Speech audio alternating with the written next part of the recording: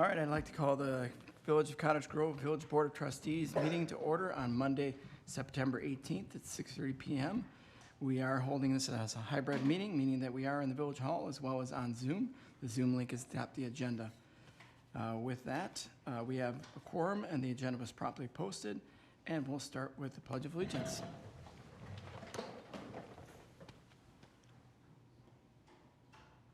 I pledge allegiance to the flag of the United States of America and to the republic for which it stands, one nation, under God, indivisible, with liberty and justice for all.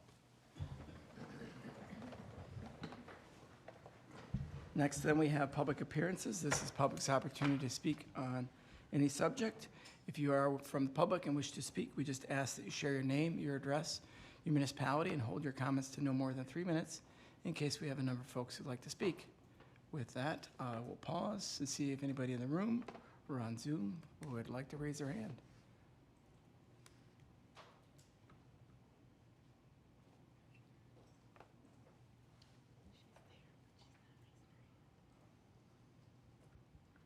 All right. Next, then, we'll move to discuss and consider our... Hello? Whoops. Oh, sorry. Running to put kids to, or get ready to get kids ready for school tomorrow. So I just heard you, but I couldn't unclick fast enough. But okay.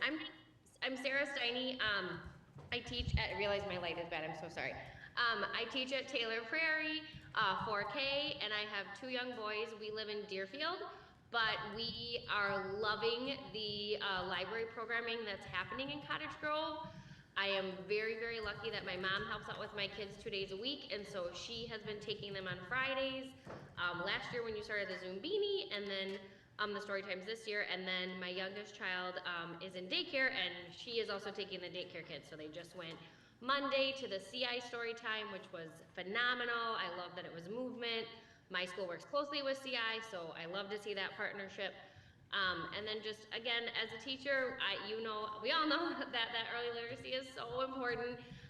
It stinks we don't have a library in Cottage Grove. We all know that. Our school is trying to we have the bookmobile come to Taylor Prairie. We've hosted nights where we invite the bookmobile, so we're doing a lot on our end, but the more we can, books are great, but we know kids want to interact, right? They want to hear stories, they want to sing, they want to dance. Miss Heather from McFarland is like the queen of librarians, in my opinion. She's amazing. And so I just really, really, really hope you keep this going. My mom also wrote into you, our daycare provider also wrote into you through email, but I think the other thing to keep in mind is when they come to this programming, they're probably grabbing gas. Maybe they're stopping and getting coffee. Maybe they're staying and grabbing lunch at Culver's or noodles now. So you're getting money in the community. We know people are always looking for stuff to do with kids, especially as when Wisconsin, when winter lasts like 5 months long and we're all sick of the cold. So I'm just here to say I very much appreciate the programming at Lake Ridge Bank, and I really, really, really hope it continues. Obviously we want a library, but I think this is the next best option, and I know your local communities are taking advantage as well, not just your Cottage Grove families. So thank you. All right, thanks, Sarah. Anyone else? All right, then we'll move to discuss and consider our meeting minutes from our regular village board meeting held on August 21st, all the way back then. Any questions, comments, edits in regards to the meeting minutes as presented? I'll make a motion to approve the minutes as presented. All right, we have first. Is there a second? Second. Second. Any further discussion? Having heard none, all those in favor then? Aye. Anybody opposed? Anybody abstain? Motion carries. Sliding down then to new business. We have our annual village consultant service providers, starting with Ellers. Greg is in the hot seat again. Take it away. I'll share my screen with the document that you had in your handout.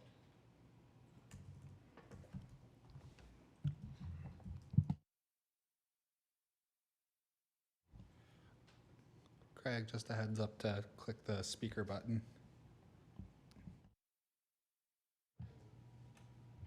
Is that working? Thank you. Sorry.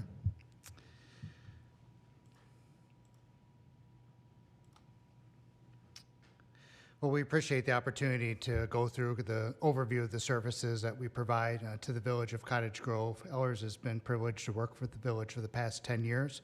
So I'm happy to go through kind of some of the services we provided historically and certainly answer any questions that you may have on those services. Just a little bit of background about Ellers, who we are and what we do.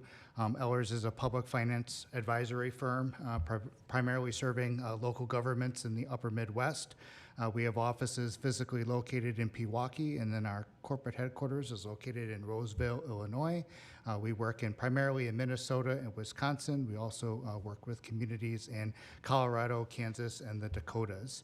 We have over 80 employees company-wide that consists of advisors like myself, support analysts, and other staff that really help us accomplish our primary mission, which is helping build outstanding communities. I'm proud to say Ellers is a 100% employee-owned company. We're structured as an ESOP, an employee stock ownership trust, so all employees have a collective share in our success. So we feel that's a very strong attribute in terms of our corporate culture, in terms of not only how we help promote tenure and help promote investment in the company, but helps encourage longevity and that focus on helping communities long-term. In terms of the services that we provide, one thing I've been always very pleased about in my 18 years at Ellers is I think we've been very strategic about the types of services that we provide to the local governments that we represent. A lot of the services that we provide are integrated, so they kind of complement one another, which we feel helps give us, provide more comprehensive advice and guidance to the communities that we serve. So I'll give a brief overview of each of these services. So financial management planning is something we'll be discussing here tonight. That's part of the services in that particular line, the long-range forecast for operations and capital. Our financial management planning services also include utility rate studies. We do a lot of water utility rate studies, sewer, stormwater, helping communities through the PSC on the water side. So that's a big part of our financial management planning as well. We have a team of 4 personnel that spend time in that particular area. Debt issuance that the village is familiar with. We help the village go to the capital markets when you need to issue bonds to fund capital projects. We facilitate that process with the objective being getting the village the lowest cost of funds possible.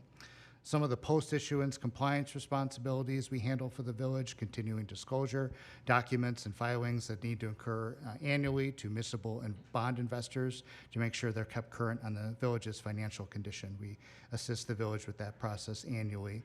Our investment team also works with village staff to help manage a portion of your investment portfolio. Similar approach to our advisory services. We're an independent investment advisor. We don't sell a particular product or type of investment. Our objective is to get you the highest rate possible while also making sure that your investments are safe and have adequate liquidity as well.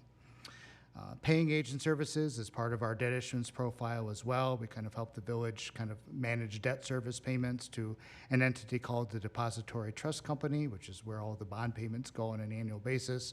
We help facilitate that process for the village as well. Arbitrage consulting is also part of our post-issuance compliance services for debt issuance. Arbitrage refers to the investment income that you earn on bond proceeds. There are IRS regulations in place that you have to comply with to manage that arbitrage. We have a team of employees at Ellers that focus on that exclusively. And then finally, economic development and redevelopment. That includes tax incremental financing work, evaluating projects for TIF assistance to determine if that TIF assistance is appropriate, and working through other economic development and redevelopment strategies to help promote responsible growth within your community. In terms of kind of our resources that we have exclusively in our Wisconsin office, we have 13 municipal advisors. That's my role in our Wisconsin office alone. We have 3 disclosure or public finance analysts that kind of help us with a lot of the important background work that needs to be done when communities go into the bond market, all the documentation, ongoing filings. We have staff designated for that responsibility. For our investment team, 2 of them are physically located in Wisconsin. The remainder are located in our Minnesota office, but they work pretty seamlessly. And then we have 2 arbitrage specialists as well. So really all the services that we provide we have personnel here, boots on the ground in Wisconsin to provide those services to communities that we work with. In terms of our primary advisory team, I've been the lead advisor since Ellers started working with the village 13 years ago, and it's really been a privilege. I've enjoyed working with all of you, your staff. Always top-notch collaboration and back and forth communication. So I want to express my appreciation to Matt and his team for all the good work and collaboration. It's I don't take that for granted, and I don't experience that everywhere. So I always commend the staff here for they're just a great team to work with. My colleague Harry Allen, who's been here a bit over the past year, he's been with us for the past 2 years, worked for another advisory firm previously, and has a lot of economic development experience in some of his previous positions. We also have our investment team, Tammy Olszewski and Dawn Lawson, who your staff is familiar with, that kind of handle most of the responsibility for the investment portfolio. So specifically, what we've done in Cottage Grove over the years, the financial management plan we'll talk about tonight. We've advised the village on 10 different debt transactions over the past 10 years, assist the village with the rating process. Your current rating is AA. We've created 3 TIF districts. We've done an amendment, and then we assist with the annual reporting to the Joint Review Board. That's coming up here in the first week in October. We've done what we call performer reviews, where we evaluate certain projects to determine the appropriate level of TIF assistance. I mentioned our paying agent service and arbitrage reviews, and then currently the investment portfolio that we manage with the village is approximately $4 million and consists of a variety of various funds. So really our objective when we provide all of these services is to really listen to what your needs and objectives are. The fundamentals that we apply to all the communities we work with are pretty consistent, but what you're looking to accomplish isn't the same as what another community is looking to accomplish. So we always try to make sure that we're tailoring our advice and guidance to your particular situation. Collaborate, that's what I really appreciate here in Cottage Grove, is working with the staff and how collaborative they are in terms of working with us to make sure that we're providing you all with good information to make decisions, and just trying to make sure that we're being proactive and being long-term in our focus, and making sure that we're providing the village with the various financial and economic development expertise that you've graciously relied on us for the past 10 years. So that's the overview of what Ellers does, what we've done here in Cottage Grove. I want to thank you again for the opportunity and the privilege it's been to work with the village for the past 10 years.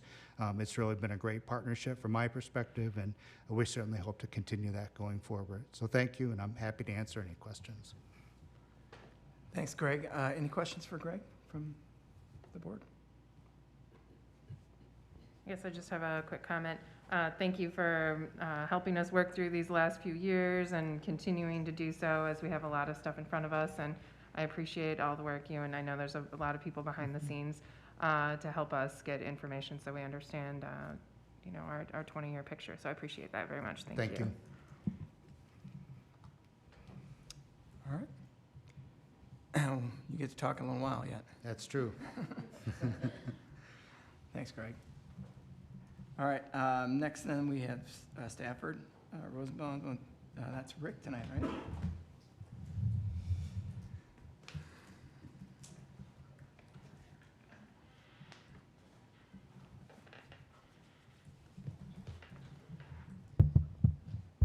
A little nervous knowing I was have to go after Greg.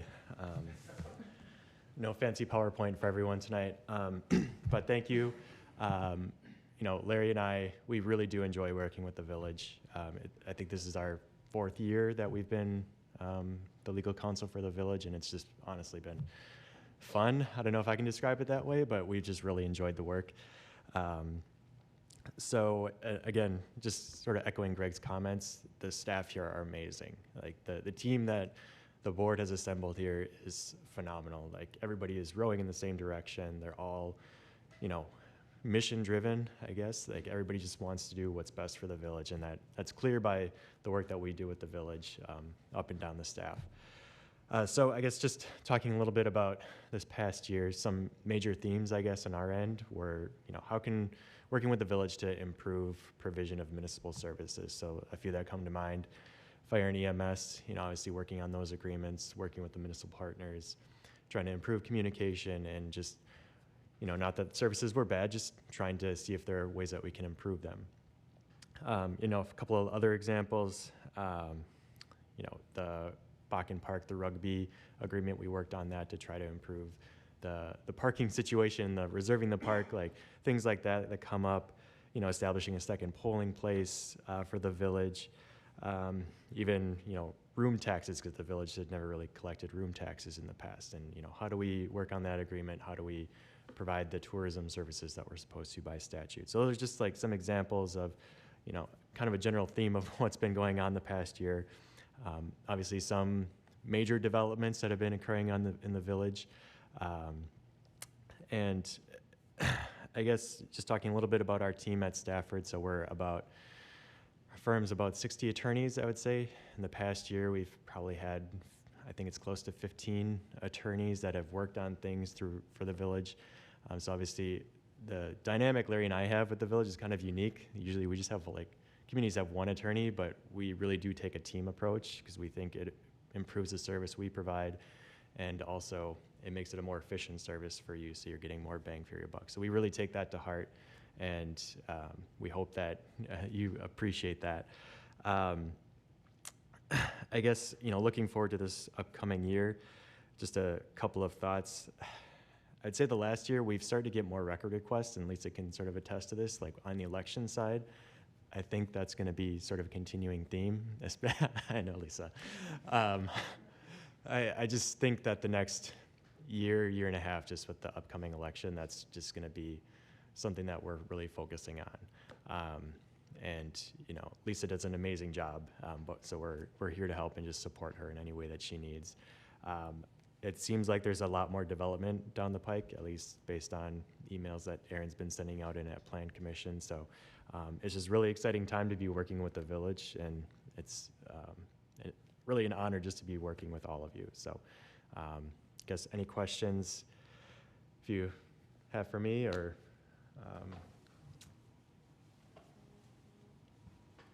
I guess. Go ahead. Hey. We really have you running in every direction, and I see you at a lot of different committees, and with all the people also working on things for us, it's really seamless, and you wouldn't be able to tell. So I appreciate all the communication among staff and the work ahead of time, and you know, making sure we have all the information we need and keeping us up to date on things we need to stay on top of regarding elections and all the other important things staff are working on. So thanks, Rick. I'll echo that, and I'll add to Rick. It's very nice that after a committee meeting ends very late at night that I can text you or call you and you make yourself available. So that's, you and Larry both go above and beyond, and so really appreciate the extra effort. Right? Not required, but I do appreciate it. thank you. This may be more of an IT statistic, but when we're thinking about average response time, with both Ellers, Stafford, and Strand, to get items to you on a timely basis to take action on, all of our consultants work really well in getting back to us very quickly. And I really appreciate that on both your guys' side. So. All right. Anything else? Thanks, Rick. Thank you. Next, then, we want to look at, discuss and consider ordinance 062023, amending public works, properties, and sustainability composition. I can talk a little bit about this one. You get the next one, too. Yeah. So basically, it was brought to our attention that there is obviously this ordinance requirement that somebody on Public Works has to also be a member of the Parks and Recreation Department or committee. So that is actually not the case right now. So to bring your committee composition in line with the actual reality right now, we drafted this ordinance to basically remove that requirement.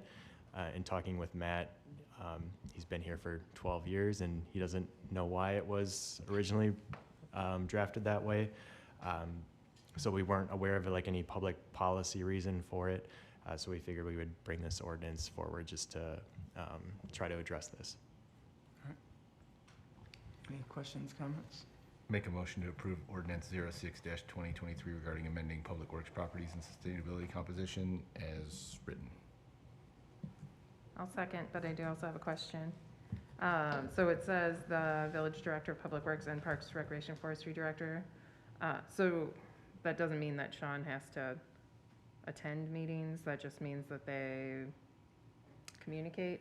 Right, so that's the current language. Uh-huh. He's an ex officio member, so he's not a voting member, but he can participate. So he can participate, but he's not required to. Correct. Okay, all right, just trying to make sure that. Does he echo off that? Does that count towards quorum? No. Okay. Is that as a second? Yeah, And a question? yeah, All right. A bonus. And a bonus question. Any other discussion? Having heard none, all those in favor then? Aye. Anybody opposed? Any abstain? Motion carries. Next, then, we have discuss and consider ordinance 07-2023, amending section 173-1, firearms and weapons. Rick?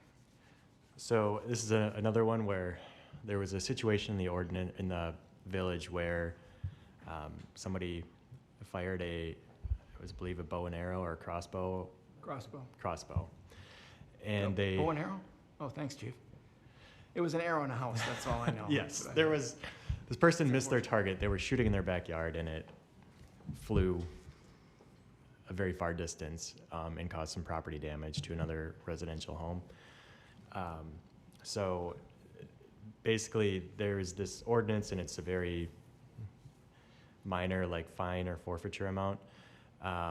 So we wanted to figure out a way that we could make it a little bit higher penalty if there is property damage that's done.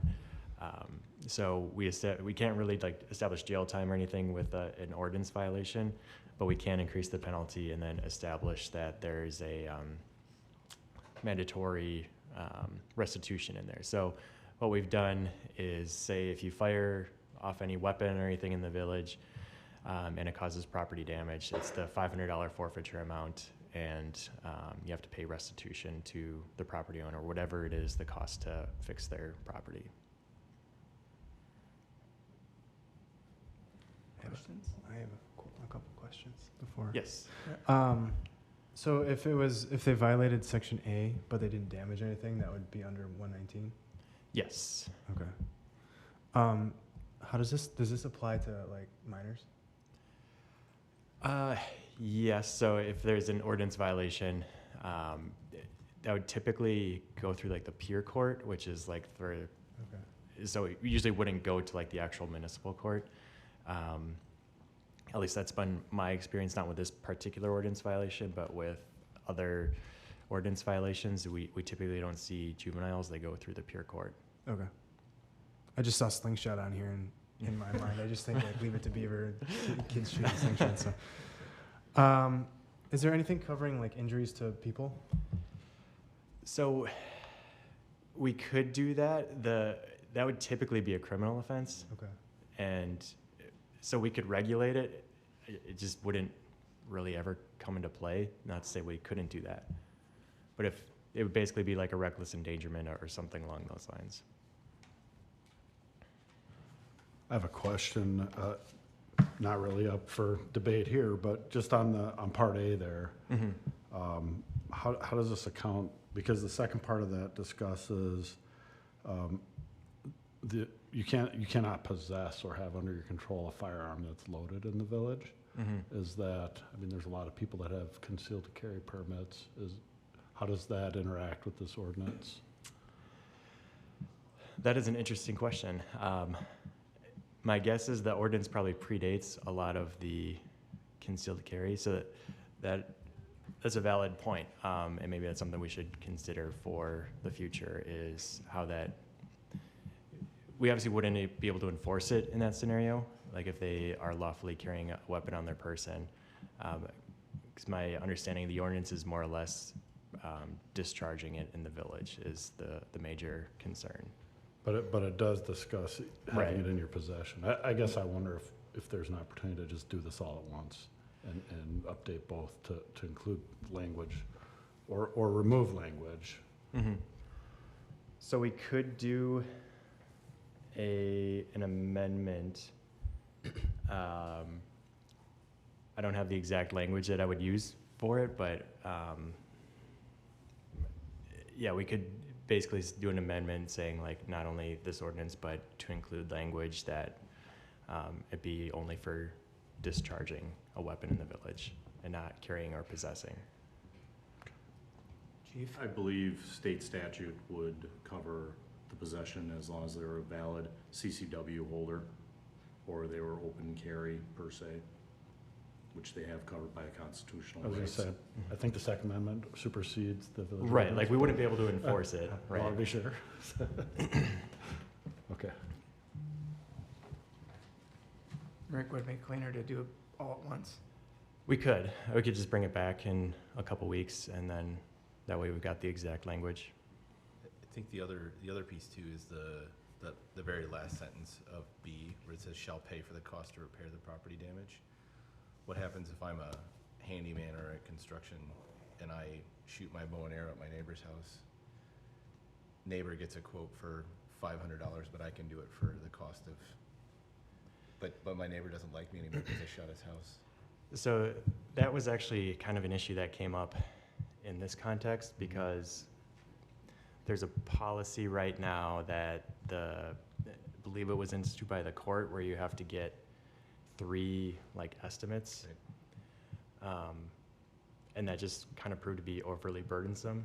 So to try to simplify it and make it straightforward, that's why I chose the language of whatever it costs for you to repair. That's the cost.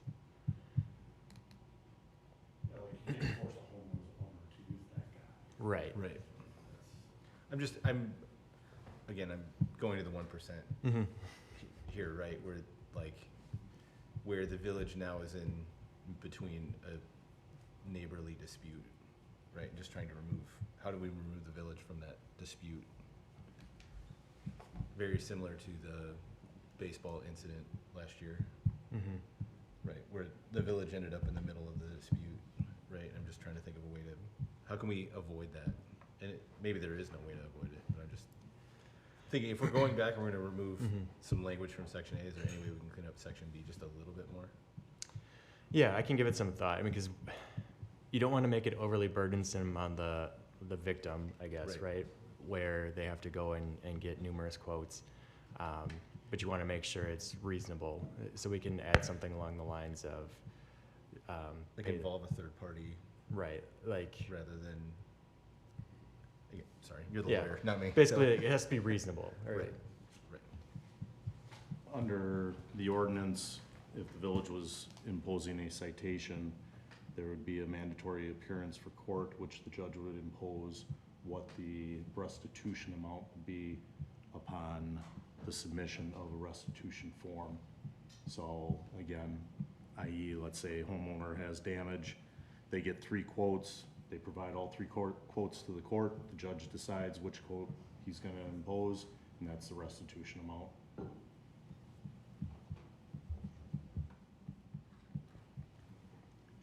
The other question I had on this was, I'm not sure what we can do, but we do have properties that back up to town residents and I mean, town, that's probably has a totally different thing because it's different Right. types of properties, so, but it could still be discharged in land and village property. Is there anything we can do about that or? That's an interesting jurisdictional question because I think we would still be able to prosecute because even though well, we'd almost need to use like a criminal damage to property or like a property damage type ordinance where regardless of where you discharge it, whether damage occurred. So that's an interesting thought. 'Cause We wouldn't have jurisdiction over it. right. If the damage occurred out in the town, it would be the town, i.e. they contract with the sheriff's department. Sheriff's department would investigate the matter and then impose whatever violations occurred in the town's area against the offender. Doesn't matter that they reside in the village. We'd have no jurisdiction to impose any penalties on them. So even if the victim resides in the village, we don't have any The because if the victim resides in the Right. village, then we would have the actions. But if it goes the other way, Okay, we don't have jurisdiction there, okay, so. all right, thanks.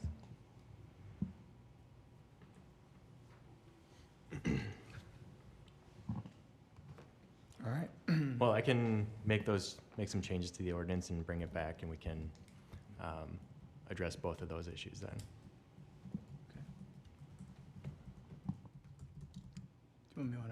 Do we need a motion to table then, or?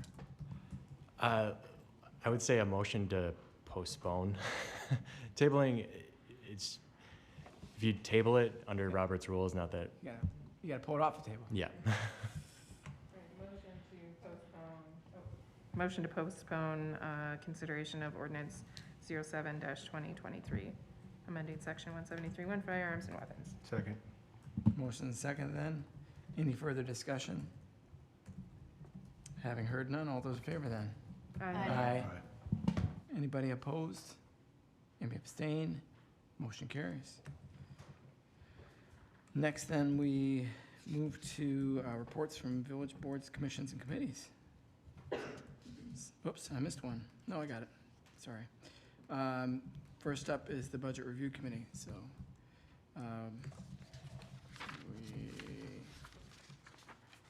we met on September 11th and walked through all of the various things for the financial plan. The committee approved it, and Greg's here to walk us through it. How's that?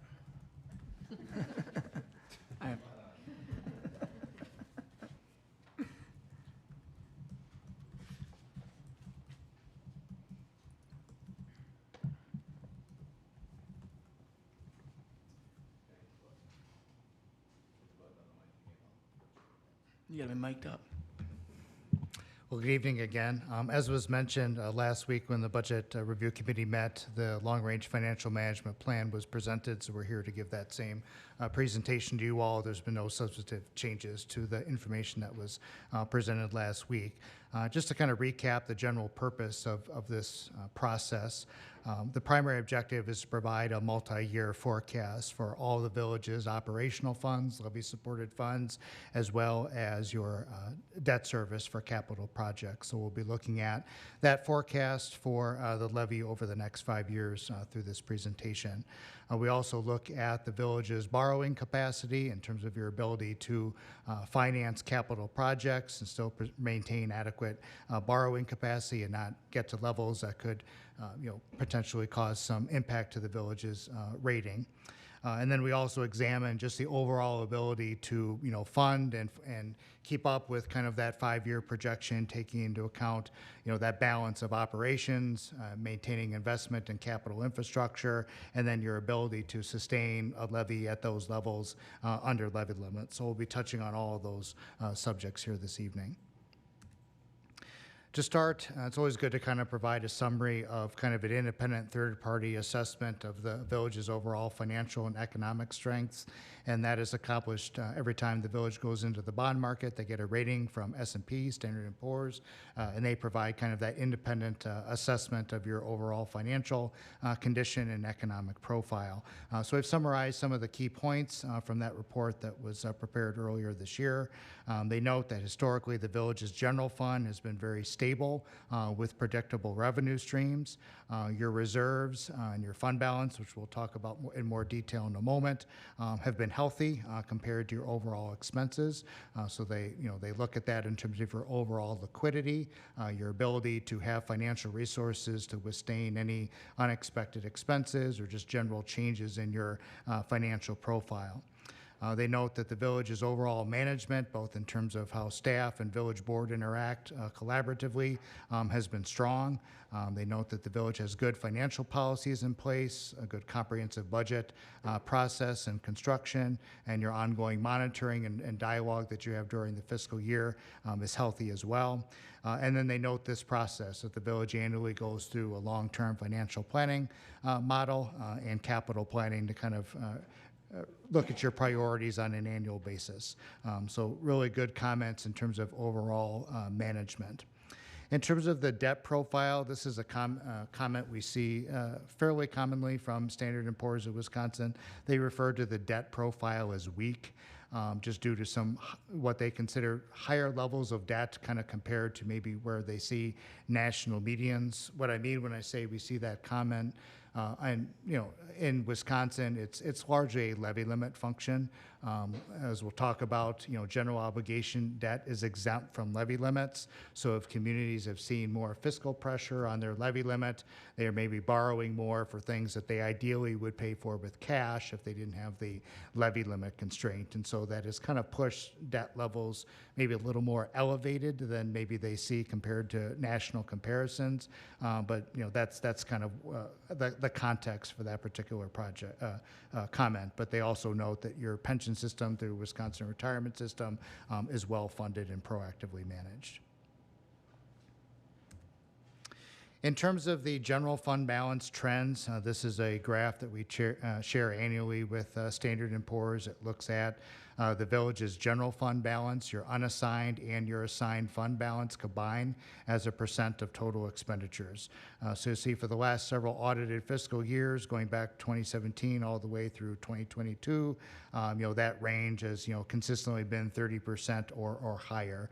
So these are very strong fund balance levels, comparable to what we typically see for AA rated communities. So you're very much in line with what is kind of expected for comparably rated credits, not only in Wisconsin, but nationally.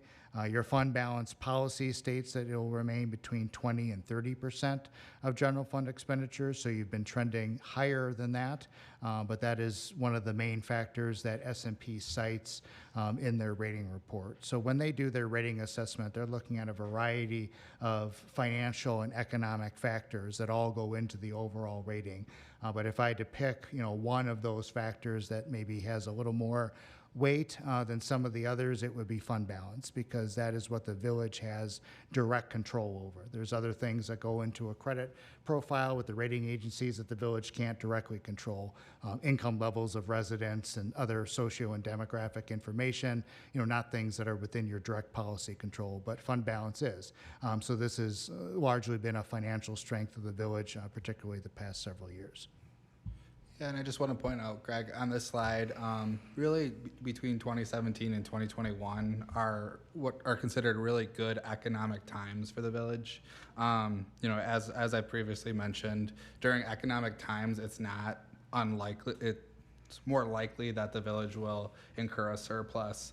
Now, turning to 2022, and then on the next slide, you're going to see basically a presentation on if we didn't have a surplus any given year, and this is assuming that there's no also deficit, you'll see that over time the decrease in the unrestricted reserves getting all the way down to 22.3%.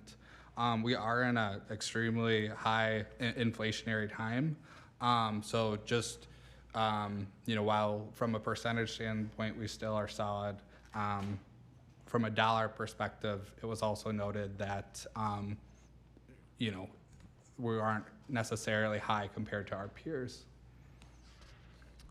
So yeah, that's kind of what this chart illustrates. So again, as Cameron said, if the expenses continue to trend upward, but your fund balance stayed the same, that percentage is going to start dropping down. So just something to be mindful of as the village goes forward, and you do a very good job of keeping on top of your budget with reports that come from staff to the village board. So no concerns that this isn't something that can't be proactively managed, but something worth just being mindful of going forward. Next, we're going to transition into talking about the village's tax base and the growth projections that we're utilizing in the model. So there are kind of two types of value numbers. There are assessed values, which I know many of you are familiar with because that's typically what a lot of homeowners see on their tax bills. But then the Department of Revenue also annually publishes equalized values, which are also referred to as really a market value. And, typically when we do forecasting, we'll look at equalized values because it kind of neutralizes the impact of reassessments. When you have assessed value and when that assessed value drops below a certain percentage of market value, you're required to do a revaluation, which kind of then brings the value back up closer to market value. So that kind of causes some fluctuations from a forecasting standpoint. So the equalized valuation kind of neutralizes that reassessment process because you have kind of a market value that's determined by the Department of Revenue each year. So there's two types of equalized value. There's what's called the TID-out value, which is what your tax rate is going to be based off of when you look at the impact to your residents. And then excludes the incremental value in your TIP districts, that increase in value since the district was created. And then there's a TID-in number, which is the full market value of your community. That really only comes into play when we talk about borrowing capacity. So we show in the top half of this chart kind of the 5-year trend in the village's TID-out equalized values. So you'll see from January 1 of 2022 to January 1 of 2023, your TID-out value in the village increased about 17.6%. So very healthy increase over where you've been the past couple of years. In discussions with staff in terms of forecasting going forward, we wanted to be conservative. For the 2025 budget, you're going to see the impact of a closure of TID District number 7 when that incremental value returns to the tax rolls. And then projected in 2026, the incremental value from TID 5 would come back onto the tax rolls, which would cause another significant increase in your TID out value. And then for the remainder of our forecasting period, we're just conservatively projecting about 4% growth in equalized value. So intending to be conservative, kind of looking at growth rates that are less than what you've been seeing historically the past couple of years. The past 2 years statewide, we've seen substantial increases in equalized value. I think the general wisdom is that those trends aren't really sustainable long term without seeing some kind of market correction to bring those back in line. So we're trying to kind of take that approach with these particular projections, but also look at the impact of your pending TID closures. In terms of the methodology that we've used for the operating fund projection, so the general fund is your primary operating fund that houses most of your day-to-day services.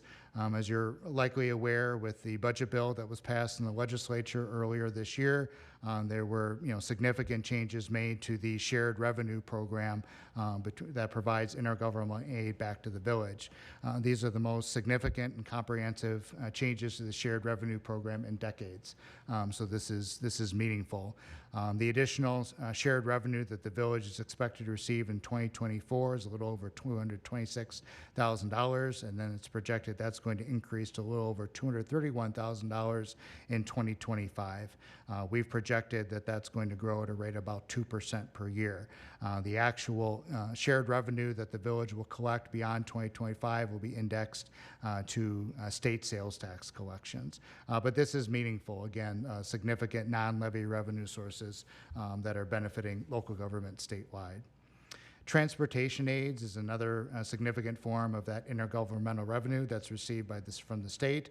We're projecting that would increase about 4.5% annually.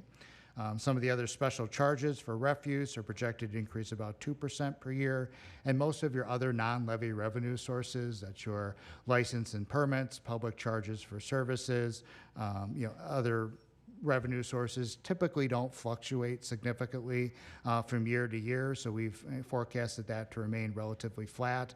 That's very consistent with what we see with municipalities throughout Wisconsin, that those revenue sources don't fluctuate too much.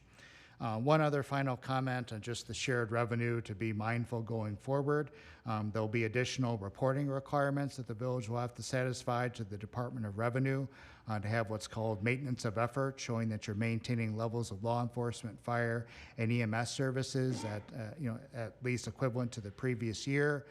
Failure to do that could have aid reduced by 15% in the following year.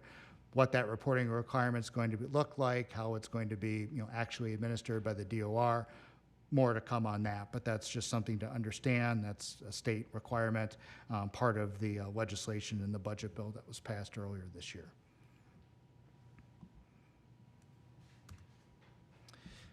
Next, for the expenditures, the other side of the ledger, our forecasting model forecasts your entire line item budget that you have on a department by department basis. That's all forecasted on over a 5-year trend. As you go through your normal budget process, you'll have more discussions, I'm sure, about kind of detailed departmental budgets. But when we do the long-range forecast, while we do it on a detailed line item basis, we like to talk about broader trends, because I think when we've done this update each year, it typically serves as the kickoff to your budget process as you look ahead to adopting your 2024 budget. So each line item is assigned a forecasting code.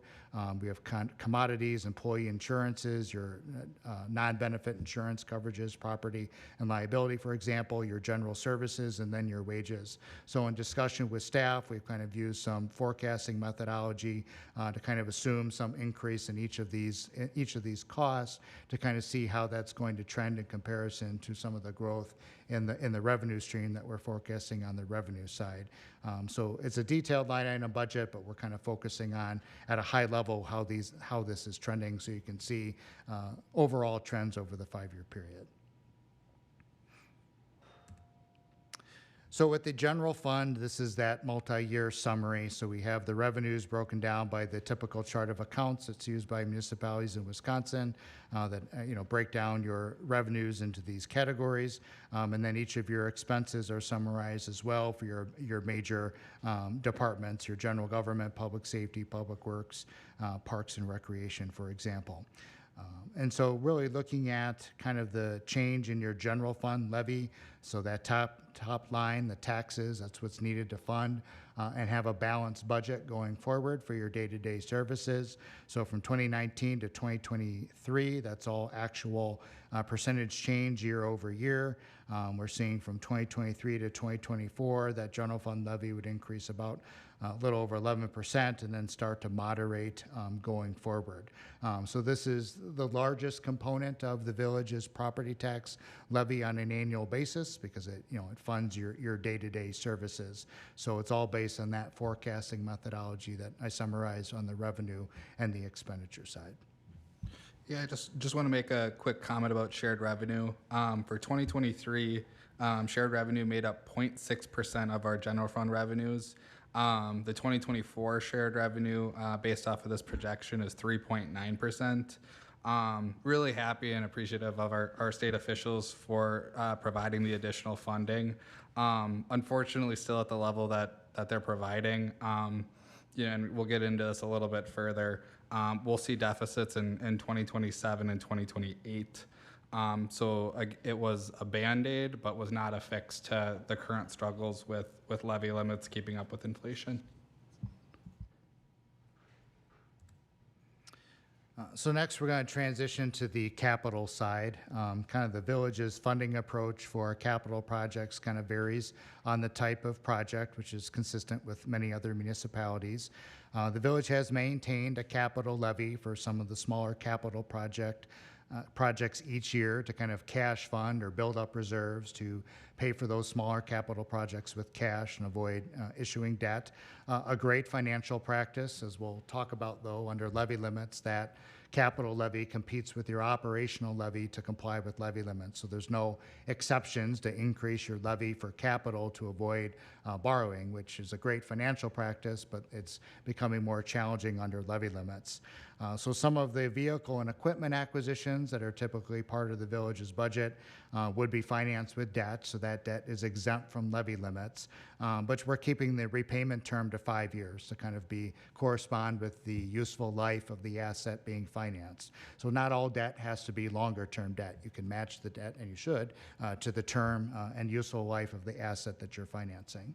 Other major capital projects that we'll list here in a moment are proposed to be financed and amortized over a 20-year term, again, to correspond with the useful life of that asset. So in terms of the annual vehicle and equipment purchases, we've kind of summarized that here at a high level in terms of kind of the list that was developed by staff. So these are the projects amounts that will be financed over a 5-year basis. For planning purposes, we've combined some of the years just to cut down on the number of debt transactions. So the 2028 and 2029 financings would be combined, same in 2030, 2031, and then 2032 and 2033 combined as well. So just to, again, finance and repay some of your vehicles and equipment over a 5-year period. Primary purpose for that is levy limit compliance to make sure that you can still maintain those acquisitions. You're incurring 5 years worth of interest expense, but it allows you to exempt those purchases from levy limits. I just had a question about equipment and vehicles. With the approval of this plan, does that, because I know we have to order quite a ways out. If we approve this plan, does that mean we can start to get on lists for equipment, or are we like locked into that equipment? I'm sure there's someone else later on the list that would take it if we didn't want it, but. Great question. So I've been providing staff guidance if there's like cancellation periods where we can place the order, but we're able to cancel without financial charge. After this meeting, I will be giving the authorization to go forward. Ultimately, with both the vehicle and annual equipment purchases, we were given, we reached out to departments, reached out to get an inventory, and then we plotted it out on here. Ultimately, those need to be brought to the annual budget for further discussion, because there's more likely than not, there's additional cuts that may need to be made and shift. So at a high level, yes. We would bring to this board if there was something that we'd like to get on the order ahead of time, but there would be financial consequences if we would cancel. Thank you.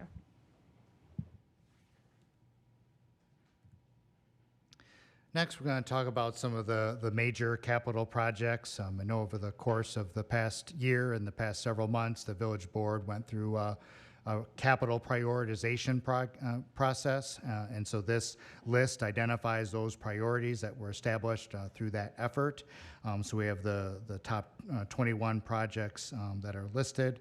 And then the one item that we added to this kind of longer term list that was part of your vehicle and equipment acquisitions was a ladder replacement for the fire truck. That's an estimated over $2 million project. You likely wouldn't finance that over a 5-year term, so we've included that in the 20-year financings because that matches the useful life, and just given the dollar amount would lessen the fiscal impact for that particular project. So the financing model that we are looking at, includes all of the projects listed with the exception of the municipal services building. We'll kind of comment on that separately, but everything that listed here, which is a direct summary of your prioritization process, is all included in the model. So certainly you may make changes to those priorities, both in terms of projects and in terms of dollar amounts going forward, but this is kind of an all-in capital model that looks at full funding of everything that was identified as your top priorities over the next several years. Greg, before you go on the next slide, just to keep in mind, so this is a 10-year plan. Just note 2033 is not on here because there was no projects identified in there. And more importantly, just to put this on the record, this is a very flexible plan. Now in 2024 and 2025, if you approve this project, staff are going to go and get more refined estimates. Some things may come back less expensive, some things might come back more expensive, and then we'd bring that to the board to approve the scope of which that you're looking to fund. So just want to make sure that this is just a plan, so we can start the process of refining final projects. So let's talk a little bit about the municipal services building program. So one of the options that staff asked us to kind of model is what's called the USDA or Rural Development Program. So they have a community facilities program where you can borrow money for many types of public facilities. As with all financing options, there's advantages and disadvantages. This is standard guidance that we give to any community that kind of considers, this particular program. So we'll kind of start with just some items of, concern, or at least, things we want anyone to be made aware of that, looks at this particular financing option. So first, there's an application and a qualification process, for this. The application process is very diligent and very detailed. So there's a lot of work that needs to go into applying for loans through this program. It's a very good program, but there is a detailed application process and qualification that needs to be recognized. In terms of a major legal requirement for this particular project, the reason most communities use rural development is that it can be issued through what's called revenue debt. So there's two types of debt under state law. There's general obligation debt, which is most of the debt that the village has outstanding, which you have a limit to the amount that you can issue. And then there's revenue debt that legally is repaid by a revenue source other than the property tax, but we're going to talk about how that applies here. The main advantage of revenue debt is there's no statutory limit. So you can issue as much as you want as long as you're willing to repay it. But a lot of communities, when they use rural development, they will execute the financing through their community development authority, which has the legal authority to issue revenue debt. However, a CDA can only borrow money under state statute under kind of the two general authorities. First is if they are acting in the authority of a housing authority, which wouldn't apply in this case to a public facility, or second, if they are issuing a financing to remediate blight. And so any public facility that's financed through this loan program, the site where that facility is being constructed, the community, before they can pursue the financing, has to legally designate the property as blighted under state statutes. And the statutory definition of blight is a little different than the dictionary definition of blight. Certainly what most of us think of, if you said, what do you think blight is? You think of a dilapidated structure.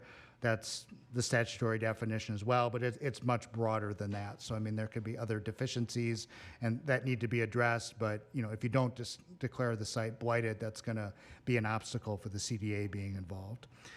It requires interim financing, which just means you have to kind of initially raise capital for the project, and then the USDA loan will pay off that interim financing. So it's a two-step process that's required. The other concern with this particular form of revenue debt is that it is not exempt from levy limits. So while it helps you in terms of that it doesn't count towards your geodebt capacity, it can be a challenge because it is not exempt from levy limits. But there is a way you can work to make it exempt from levy limits, but it's there's an administrative burden and responsibility, I should say, that kind of will fall to the village to accomplish on an annual basis. And pardon me for kind of getting into the weeds on this, but this is just something that I always feel it's important that this is disclosed on the front end, because it's just something that can easily, in the process, you can lose sight of it. So if you're issuing revenue debt and it's not exempt from levy limits, if you're going to finance a municipal facility, your revenue source to repay the debt is likely property taxes. So you would have to every year issue a taxable note on a general obligation basis equal to your debt service payment on the rural development loan. That gives you the cash to make the debt service payment. If you issue a taxable general obligation note, GO debt is exempt from levy limits. So you're issuing one form of debt that's exempt from levy limits to give you the cash to pay the other form of debt that isn't. It's all legal, but it's also something that requires a fair amount of detail on an administrative basis. So it's just something to be aware of. And if you can issue RD loans for up to 40 years. So if you have this in place for 40 years, you're under the current levy limits, you're going to have to do this process annually for 40 years. Just something everybody needs to be aware of. So I've kind of talked about the advantages and areas of concern kind of simultaneously. Doesn't count towards your debt limit. Can be prepayable up to 40 years. But again, if you're financing a facility over 40 years, the likelihood you're going to need to reinvest in that facility over 40 years is probably pretty high. So you're going to have debt still outstanding from the original project, and then you're looking to make improvements. But the other advantage is you can issue it through the CDA. So again, just a loan program that has lots of requirements that you need to be mindful of. Greg, can you talk about the one that sticks out of mind is that must qualify through application process. Can you talk about that just a little bit? Yeah, so typically, kind of the first step that we would, recommend any community that considers this program is to have a conversation with the RD staff. They're very good. They'll give you kind of a general sense if your, project qualifies and their general criteria, so you can kind of get that question answered fairly easily. It's just then the application process, the facility detail, and everything that needs to be done can be accomplished. It's just something that's a bit, it's detailed and time consuming to go through it. So it's many communities have done it, but it's, compared to kind of a typical debt issuance process, there's a lot more diligence involved. Thank you. Have you known any municipality that's done the work to do a professional application that's been denied? Not been denied, no. Okay. Well, let me rephrase. So, if they find out through that initial inquiry for some reason they don't qualify, they wouldn't apply. So I think if you qualify and you go through the process, it's pretty, strong likelihood you'll get through the approvals, and the RD staff is great about making sure that that's, successful at the end of the day. I've had communities that have gone down that path and then for various reasons decided to go a different direction, but that was at their choice. And this is a federal application, right? So does it matter Wisconsin definition of blight versus a federal definition of blight? It's all Wisconsin-based, so statutory, so Okay. that's all based under state statute.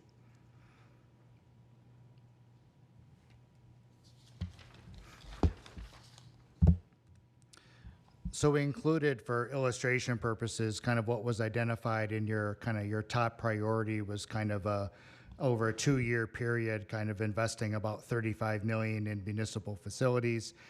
You'll see here, even if that was amortized over a 40-year period, that impact per year is about $1.7 million of debt service. So a significant increase in, the levy to ultimately repay this, even with a 40-year term. So I think what that kind of tells us, and based on kind of the conversations with village staff as we looked at this, is that, that level of investment, over a fairly short duration, even 2 years, is just, likely too much of a financial impact to take on at one point in time. And so that just likely means that there needs to be some additional phasing and modification to kind of layer in any impact of facilities going forward. So we included this just to say, make sure that we looked at it, but in terms of the models that we're going to look at here going forth, this project for the moment, we've kind of excluded from the analysis. Not only that, but the numbers used here is probably pretty close to what's needed for just the police department, what FGM is going to come back with. So it's just not feasible. So we'll have to take do a fresh look at the PD and see what could be done there, but probably something much less for just the PD. If you're including all village facilities, you're probably talking close to 50 million. And I just want to be very clear, when this was in the schedule, we didn't have this estimated tax impact. So by no means was staff recommending that we move forward at this scope with this application. And then that was later on confirmed by Greg. Based off of some conversation at the last meeting of the budget review, we are looking at kind of reverse engineering into a tax impact that is more appropriate and building a building based off of what we can afford. So that's really what's summarized here on the next slide is, that impact was, significant, really too large to absorb. So look at different phasing and as the facility study gets updated, kind of look at alternative proposals and look at the overall priorities and make those adjustments as Matt and Cameron noted. Can I just clarify something that you just, so what you're saying is the 35 million that was on here is not feasible? No, not feasible on a tax impact. Okay. And so what the plan is to do is, as FJM finishes up their study, and then we reverse engineer a tax impact, we'll bring that back to the board to make a decision on how they want to move forward. Thank you. So kind of then moving forward, kind of into the balance of the capital plan, and looking at the impact of existing debt and the proposed debt to fund those other priorities that identified through your capital prioritization process. We start just by looking at your existing levy for debt service. So far left-hand side of this chart has your total annual principal and interest payments, and then the village applies several non-levy revenue sources to pay portions of that debt, mainly revenue from the water and sewer utilities and a handful of your TIF districts. So for example, for the 2024 budget, your levy for debt service will be approximately $1,311,000. And so we'll look at where that goes once we look at adding in the additional project costs. And that goes right into the chart on page 17, where we again are excluding the municipal building in this calculation, but funding all the other projects that were identified through your capital prioritization process going out through year 2032. So on the far left-hand side of this chart, we have your existing debt service levy, and then we show how that levy would change if all those projects were funded on an annual basis. So for the from 2024 to 2025, your debt service levy would go up approximately $550,000 a year, then about another $500,000 a year after that, and then from 2027 through 2033, it would go up around $315,000 per year. So the financial model, as we talked about in the CIP, kind of ends in 2032. So if you funded some projects in 2033, that would impact your levy in 2034. So we've kind of built in a decrease in your levy for those capital projects that aren't accounted for through the multi-year planning period. So this just shows what that levy increase would be just for debt service, for funding all the projects that were identified through your prioritization process from 2034 to 2032, with exclusive of any municipal building improvements. Quick question for you.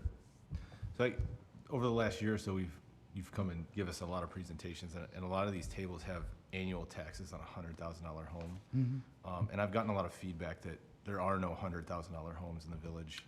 Is that just kind of an Eller standard to put 100,000, or can we?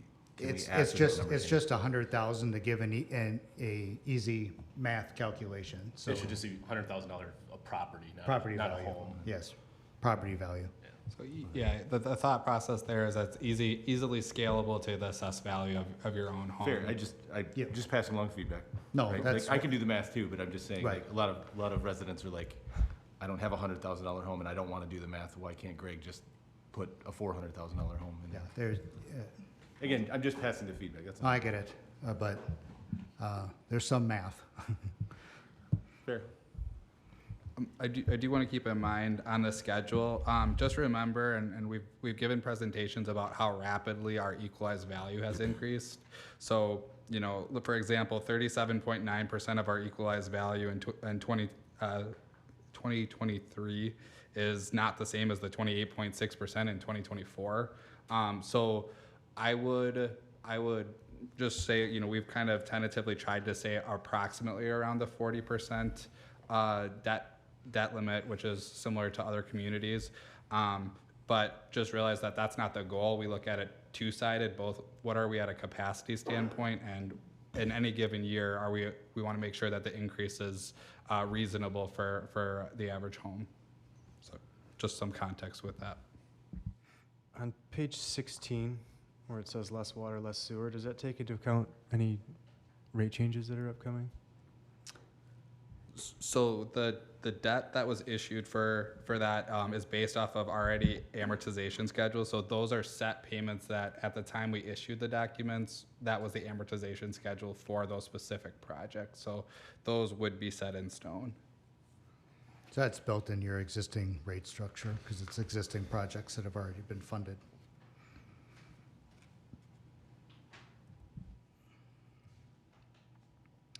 So as Cameron mentioned, in terms of the general obligation borrowing limit, so this is where the TID-in or the full equalized value of the village comes into play. Your general obligation debt limit principal outstanding can't exceed 5% of total equalized value. So at the end of this fiscal year, your debt limit is just over 62 million. The village has 23.5 million in principal outstanding. So you'll be at 38% of your debt limit at the end of this fiscal year, which leaves you about 38.5 million of capacity. So even with full funding of all the capital projects identified in the plan, you stay under that 40% threshold. So, I know a year ago we were looking at a lot of different models that were pushing this, well north of 70%. I want to commend you for all the work that you've done in the capital prioritization process, because this is a much more realistic position to be starting from as you look at some of your other, significant capital needs. I mean, being at that 40% or less, gives you some ability to continue to evaluate other capital projects, but is a much more reasonable position to be at, taking into account your debt burden and the likely rating impacts. So that's a direct reflection of the prioritization that you've accomplished. So in terms of kind of the big picture roll up here, this kind of brings forth everything we've talked about up until this point. All the components of the village's levy, the general fund, the capital levy, your existing levy for debt, and then the proposed increases in your debt service levy to fund all the capital projects. So we show kind of historically how the total levy has changed from fiscal year 2019 through 2023, and then from 2024 to 2028. We show how that levy change is projected going forward. So again, this is everything: operations, capital, and full funding of CIP. So that projected levy increase from 23 to 24 is about 14%, 13% the year after, 10%, and then getting less out to about 8 and 7% through the 5-year planning period. So we show again just $100,000 of value, what that annual tax impact would be on an assessed and equalized basis just for the village share of the property tax bill. And then we break down the property tax rate on the lower half of the chart, so you can just see how much of the property taxes are going towards each of your levy-supported funds. So again, as we've noted, early on in the valuation projections, your 2026 value for the budget, that large increase is due to the projected closure of TID 5. In terms of levy limits, as Cameron mentioned, the increases in shared revenue are kind of providing an influx of some cash that are certainly helping kind of address some immediate needs, but aren't expected to solve the problem exclusively. As you'll see on the last line on this chart, kind of the levy limit gap, forecasting by fiscal year 2027 is when the levy limit gap is anticipated to occur about $620,000, and that is projected to increase to about $930,000 the year after. So that's kind of delayed about a year from what we were looking at the models a year ago. So that's positive, but still just shows long term that there's still some levy limit challenges that would need to be proactively addressed, either through a levy limit referendum, changes to other revenue sources, or adjustments in service levels to kind of reduce expenses, or a combination of all of the above. Question for you. So you've been doing this a while. In 2018, I guess obviously this is directional, right? But how good at projecting 5 years in the future have we been in the past, right? So in 2018, were we directionally correct for 2023? And I guess how confident are you in shaking the 8 ball here? The valuation projections we've been using, typically the value has come in higher than what we've anticipated, which is our intention. We're intending to kind of, project conservative growth in values to conservatively estimate that tax rate. So every year when we go back and kind of update the models, generally the value increases have been healthier than what we forecasted, which is, if I had to pick which side I wanted to be on, I'd rather be on that side. I think to that point, that's also kind of accounted for too with that additional growth has generated an exponential need for services. So I don't think back in 2018 or 17 we would have known where our population has gone. And Yeah, that's kind of my point. is Yeah, that so- what makes you think we're gonna know what 2028 is gonna hold? Yeah, You know? and it's definitely tough. And I think, 2027 being just over $500,000 potential shortfall, I can tell you every year during the budget process, I'll ask my departments, what can we do to reduce that number, or what are we doing to get ready for potentially have to make some major trims? I mean, here's yeah. the thing is, I would say 3 months ago, I think I heard us talking about 2025 needing a referendum. And now I'm seeing 2020 is that much change in 3 months, right? So a couple major things with that. Shared revenue will help push it back, and then TID 5 is closing a year earlier than initially anticipated. So to that point, we're not ever 100% sure where it is, but we know this is our best guess or accuracy. Understand, Yep. yeah. It was one year, Vince. What's that? It was 1 year earlier, Okay. before, yeah. Okay. Yeah, no, 26 and 27. I'm just trying to kind of understand how, like, I'm not saying you're not good. I'm just wondering how good. No, I don't is- take it that way. A lot has, in the last year, a lot has changed, and it's largely been positive. And yeah, as Cameron said, I mean, it's the increase in shared revenue that's kind of plugging, that significant revenue that wasn't there a year ago. And then, yeah, the projected closure for TID 5 has moved up a year. That's largely due to the fact that the incremental value increase from 2022 to 2023 was higher. And larger than projected. And larger net than new projected. Net new construction Yep. as well. We were second in Dane County, which helps. You'll see that on the next page. It doesn't help as much as one would think it would, because the levy limits are talked about in a way that you can increase your levy per net new construction, which was 7%, but that does not mean we can increase the entire levy by 7%, which Greg will cover next unless there's other questions on this I have page. one quick question before you move on. As I look at the middle of this graph where it talks about taxes on $100,000 assessed value, and I look at 2024 and we're at 751, and then 2025 we go up to 817, and then we drop. So am I to read this to mean that their taxes will actually go down in those years, even though we're going to hit our levy limit? I would be cautious with that. That's assuming a 2026 revaluation. So right now, the average home Okay. that we've been kind of using is 315,000. In 2026, that probably will be closer to 400,000. So your mill rate might go down, and your taxes may go down, but that's not a one-to-one reflection.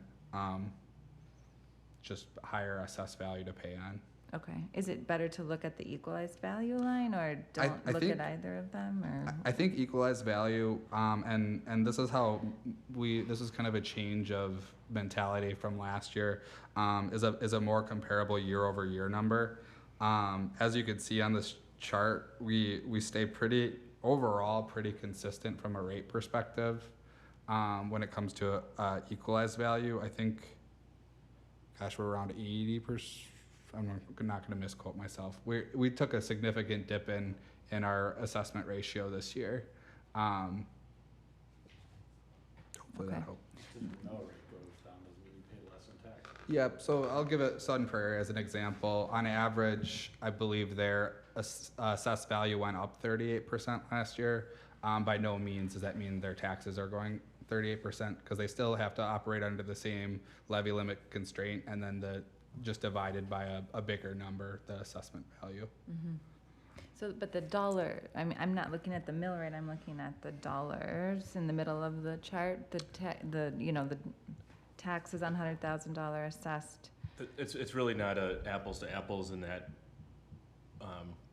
revaluation year, because the equalized value, that'll be at a full market rate, so the $100,000 value the year before,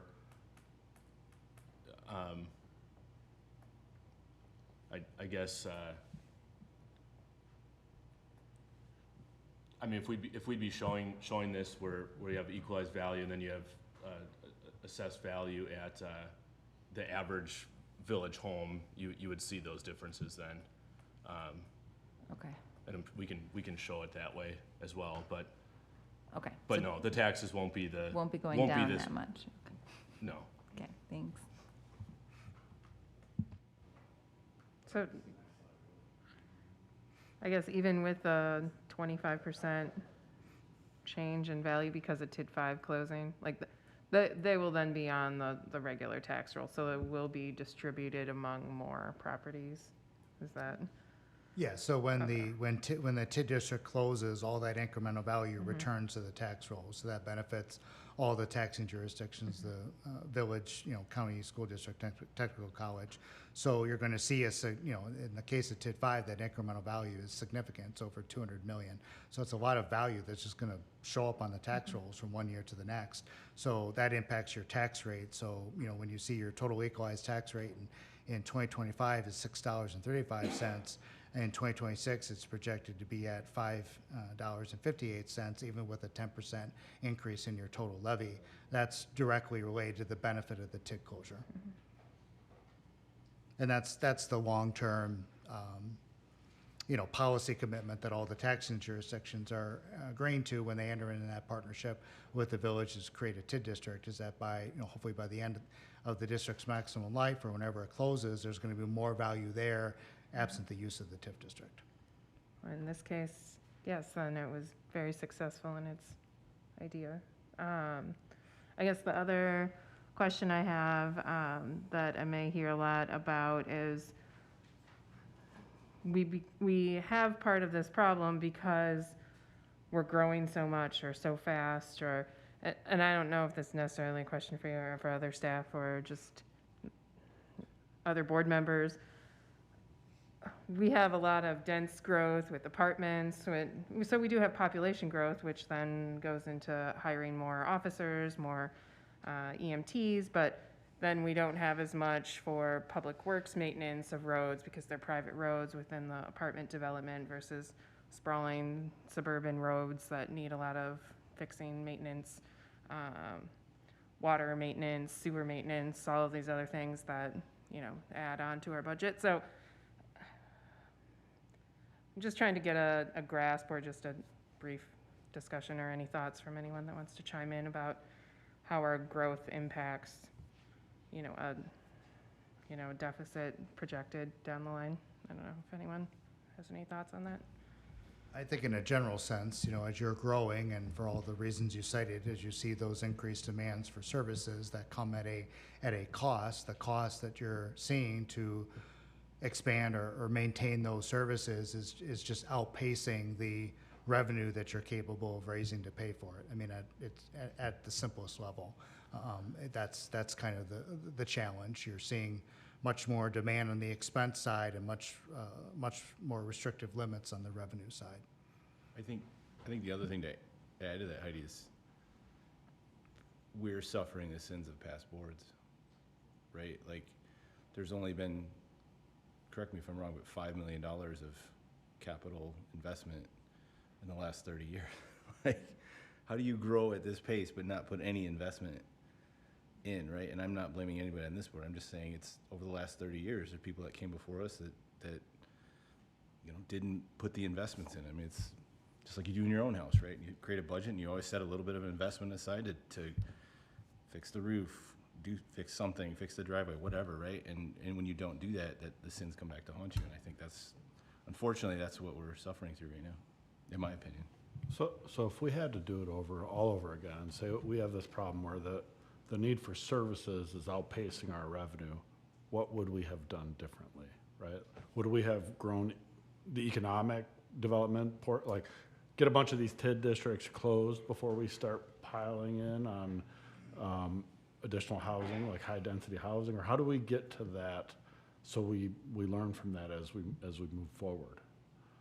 How do we not outpace our ability to collect the tax revenue? Like, how do you grow that way? I mean, it was probably all the single-family home growth was the likely issue. If you had to pick one, yeah, The single lack family. of multifamily housing was really. Non-diversification of the Non-diversification. tax base. You'll see this in a little bit of a sneak peek here on the on the presentation that Aaron and I will be showing later. That we'll go through as quickly as we can. But you'll see that residential to commercial growth or value of residential properties compared to commercial for our tax base was like 85 to 15 residential, 85% residential to 15% commercial. By the time Amazon and others come around, it'll be a 60 to 40 range. So it's a huge improvement. We're not abnormal to that. A lot of the suburbs are Wanakee is one that's heavy single family residential. More older, more established communities like Monona will have more of a established mix, but we're moving in the right direction that way. So it's just kind of diversification. But at the end of the day, until the state allows for other revenue sources, property tax being the only one, I think even in hindsight, the village would not want to turn away all those single-family homes either, because it's still new construction value, and it's better to be growing than not growing. So, and it's really hard to pick one or the other as well, because if you just say we don't want any residential, we only want commercial, well, it's really tough to sell that to developers too. So you really have to do both. Anyway, those are my thoughts. And if we're talking 20 plus years ago, I think a lot of people look at shared revenue for communities as a gift.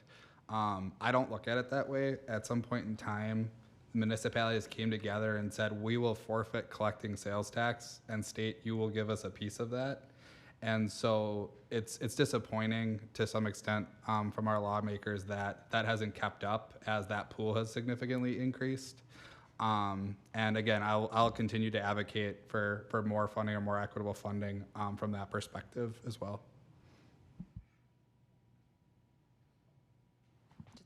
One quick point though, but in conclusion, without the growth of the residential homes, our equalized value wouldn't have grown, like we would have been hurting even sooner than what we are now, right? I guess I just want to be making sure I'm understanding that it's not because of the quick residential growth that we are finding ourselves in this tricky spot.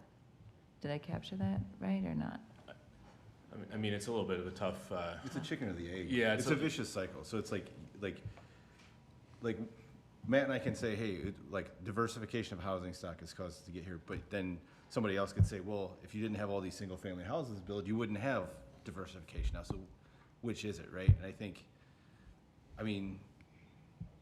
I like Vince's question, but at the same point, how productive is it to sit here and say, how did we get here? Or if we could do it different. I do like the point about if we could try to right. But I'm just saying, how do we learn from this? I think the good news is that we're looking at a way to fix that, right? And we're, unfortunately, because of levy limits, though, champagne tastes on a beer budget. So it's really tough to figure out. But I think we're going to have to get creative. My 2 cents at least. So the chart just kind of summarizes the same equalized tax rate and in the line, and then the bar chart is just your total levy. So same equalized information as on the previous chart, just represented graphically. So to just kind of wrap up with levy limits, so again, your general fund is subject to levy limits, capital is subject to levy limits, debt is exempt from levy limits.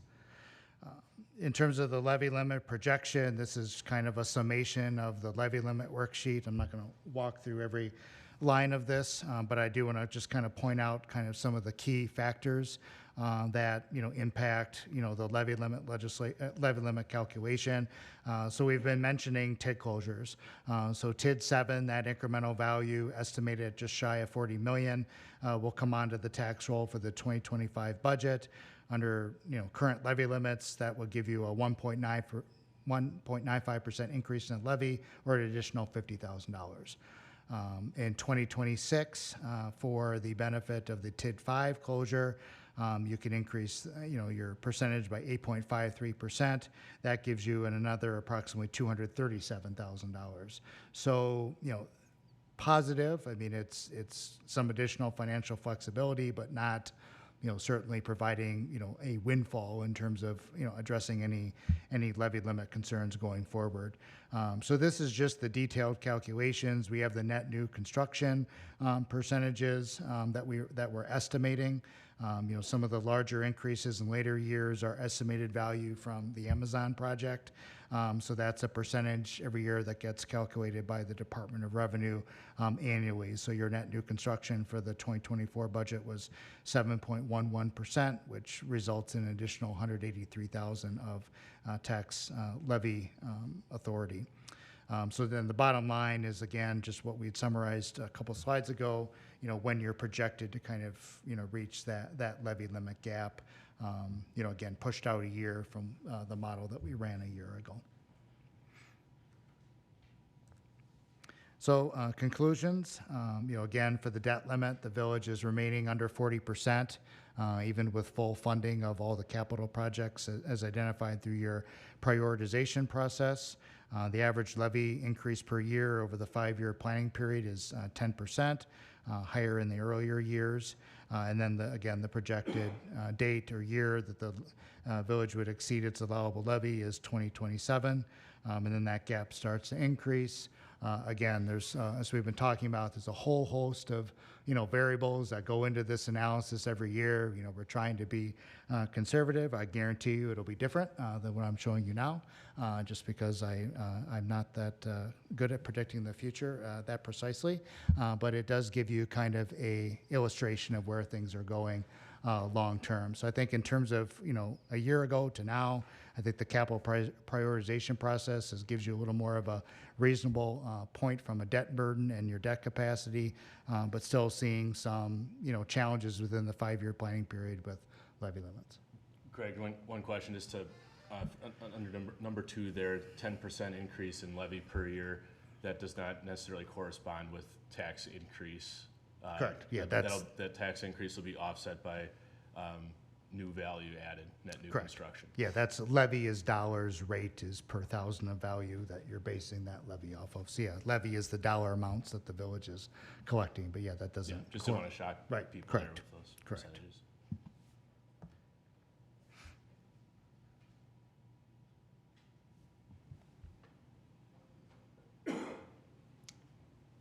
Any other questions for Greg or staff? Everybody had enough numbers in their mind now? All right. Yeah, I know, you're, I just, the last thing I want to emphasize with this, this is a plan. So this gives us guidance on how to, one, budget for 2024 and look at projects in 2025 with more detail and bring that back to you with refined dollar amounts.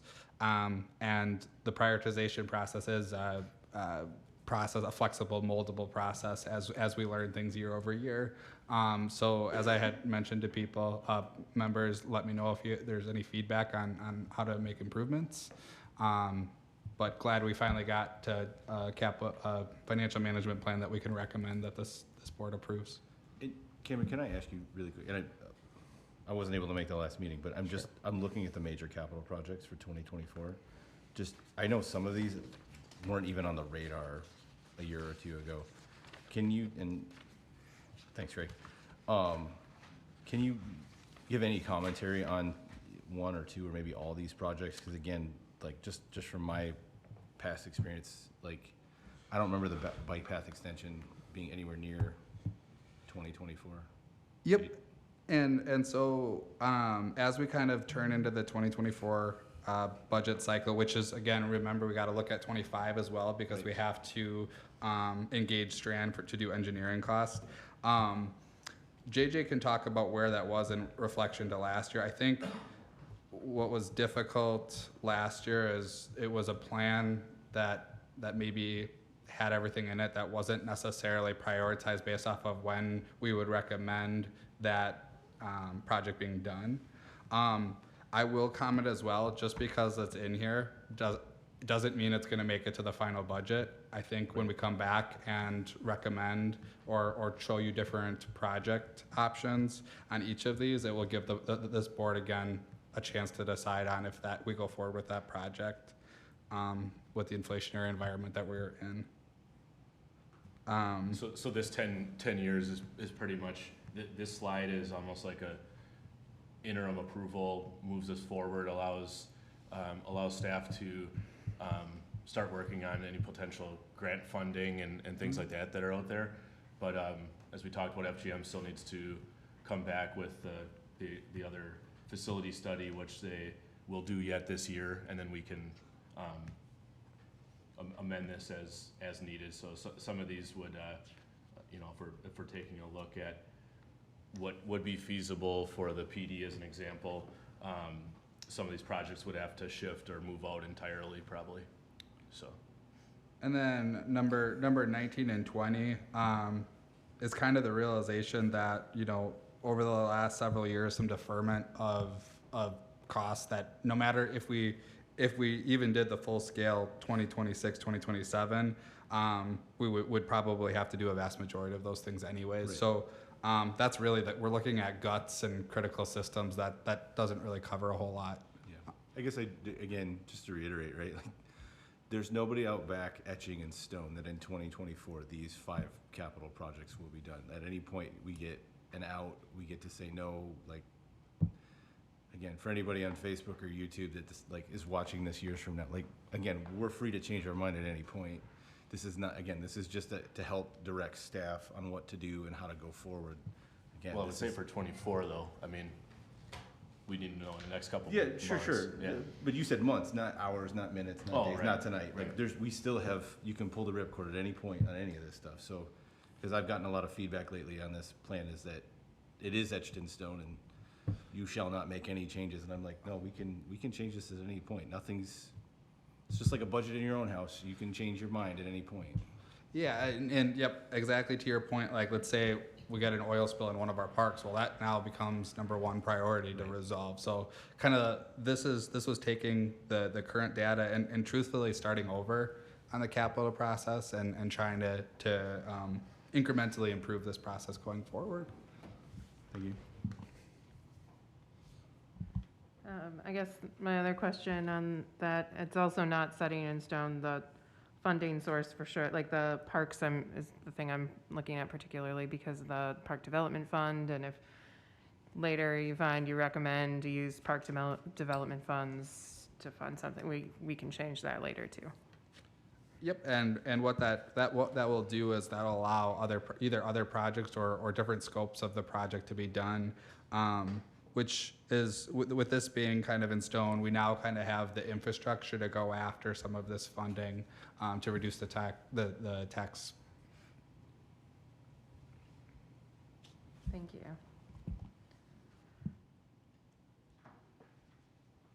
Other questions, comments? Otherwise, this is to discuss and consider. Make a motion. Thanks, John. I'll make a motion to approve the recommendation from the Budget Review Committee to approve the 2024 Financial Management Plan as written. Second. All right, we have a motion second then.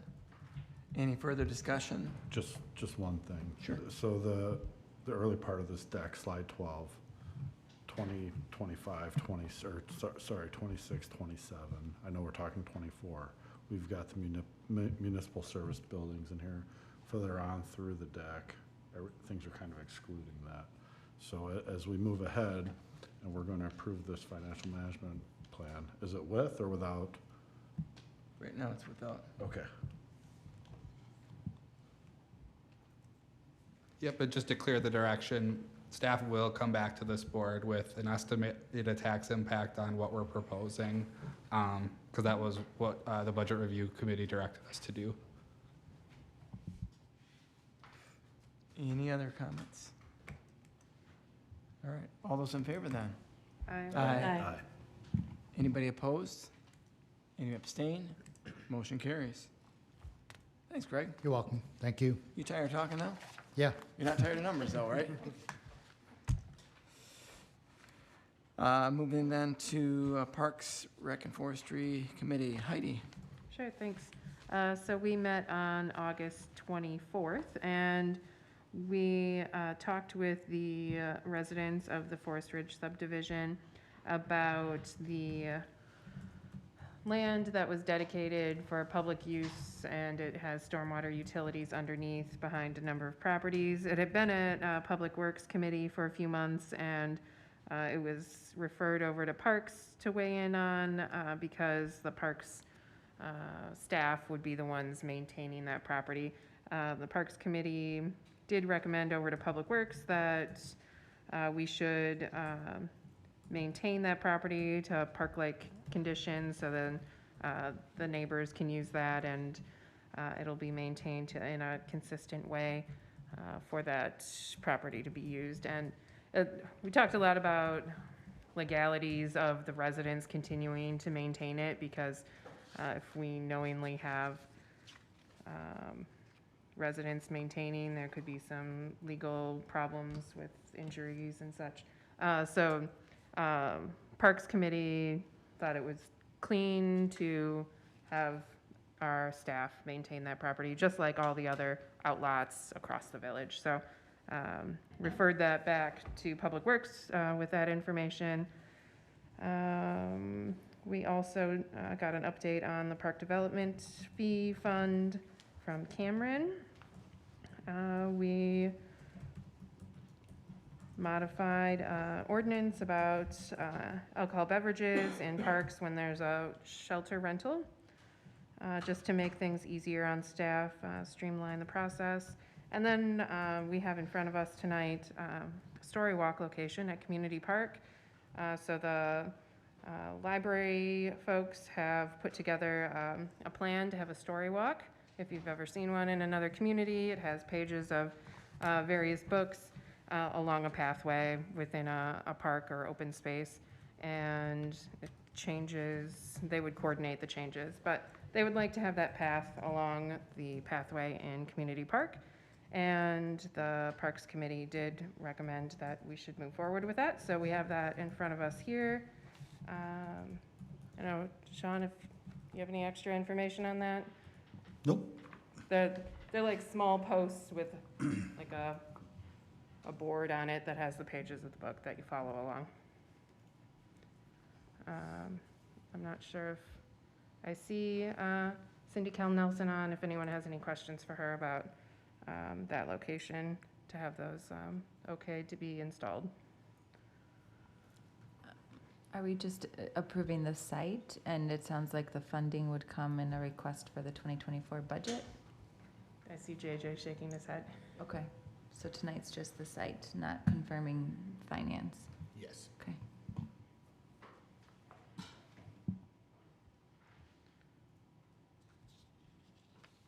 Well, then I'll make a motion that we approve the story walk location at Community Park as presented. Second. All right, we have a motion and a second then. Any further discussion? Having heard none then, all those in favor? Aye. Anybody opposed? Anybody abstain? Motion carries. Anything else, Heidi? I guess the only other thing, we had talked about the dogs and parks ordinance. Our meeting was too quick after our last meeting to get it on the agenda, so it'll be on the next parks agenda, which is later this week. All right. Next then we have the Fire District Commission. David? Yep, we met September 7th. We had one public appearance. Chris Hampton chose to read excerpts from the current agreement regarding ownership of assets. We then had the chief's report. There's been roughly 223 calls in the year. There's probably been more since then. The new tender has arrived and is in service. Various annual equipment maintenance had been completed lately without issues with various pieces of equipment. All no issues with annual maintenance and review. The fire department applied for an AFG grant earlier in the year with a portion approved for peer counseling training in the amount of approximately $7,600. I know we have a discuss and consider. I'll just go through the whole agenda, then we'll do so I'll talk a little bit about the security system and finish it, and then we'll come back and talk about discuss and consider. Chief Lang outlined the process he completed with Omni Technologies and ESS. Those are two security companies since we last met. ESS's quote offers an all-in-one solution with security and cameras. Omni's quote offers security and cameras in 2 separate systems. The total for Omni's quote was $63,380, and ESS's quote was $69,520. There's additional costs in both quotes that weren't included. Example, like a scissor lift to install cameras. Key fobs and mobile apps may also be an additional cost. So there's a lot of varying costs and various charges that you could encounter. In regards to the annual maintenance, ESS has an ongoing license fee of about $480. Omni is in the neighborhood of $500, but Chief would need to validate that number. Anders made a motion to accept the ESS proposal and forward said proposal to respective boards for approval for fiscal year 24. It was seconded and carried unanimously. Chief Archibald then discussed pager repairs. There've been an abundance of pager failures lately. They're expensive and time consuming to get repaired. $30,000 is the estimated cost to replace all pagers. The current pagers are 16 years old. The village is interested in potentially leveraging ARPA funds to pay for their share of the replacement cost. I made a motion to approve, including pager replacement in the capital budget. Clay seconded, and that motion carried. We then discussed the Pleasant Springs agreement. We did approve the Pleasant Springs agreement as written. That motion carried as well. Our next meeting, September 25th at 6:30. Coming back to tonight's agenda, we do have a discuss level of 2024 capital request for access control system and cameras for the emergency services building. Chief Gary was also helpful enough to kind of help out, and I know Chief Lang's in the audience tonight. So, gentlemen, anything to add there? Any thoughts to add? Or Cameron, if you've got any thoughts too. Yeah, I got a bunch of stuff. Okay. So I had some really good conversation with Kim at the town this past week and a half, Chief Lang, to kind of get an understanding of where this started and where we are now with a quote for the $69,520. My first question to the board or to that body was, is the plan to use the ESB fund or the repair fund to support this purchase? I got a response that it was to initially finance it, but ultimately ask for the village to pay those funds back. I got some context on what that fund was initially set up for, which it sounds like it was to set aside funds to replace the roof over that building. Through my conversations with Chief Lang, it sounds like that's something that likely needs to be done within the next couple of years. So with $48,246 in there, I guess I would provide recommendation to the Fire Commission to allow that balance to build up for that purpose. It looks like there's several other kind of smaller expenses that are coming out of there for those repairs. And then I've also asked the town to come up with a maintenance schedule for anticipated major expenditures. Currently annually we pay 50% or $20,000 into this fund. I really am asking the town to come up with a schedule. What is our $20,000 are going for? Does that need to be increased to factor in for additional replacement? With the kind of moral of the story, if this isn't being held for something, I would rather pay for this expenditure when it comes along, as opposed to putting it into that balance every year. So with that, I don't recommend giving the Fire Commission guidance to just support this expenditure out of that fund balance. So secondly, I dived into the agreements and worked with Rick. Based off of our understanding of the agreement, we would be on the hook for 50% or approximately $35,000. Because this wasn't on our radar during the capital prioritization process, obviously, I believe there needs to be further consideration in the capital, and so I would recommend that this board approves to get it put onto the overall schedule, and then we'll present the capital stack as is for 2024. And ultimately, a decision will be need to make if to support that expenditure. With $1.3 million right now of vehicles and other expenses on the budget, it's difficult for me to recommend just approving this $35,000 investment tonight.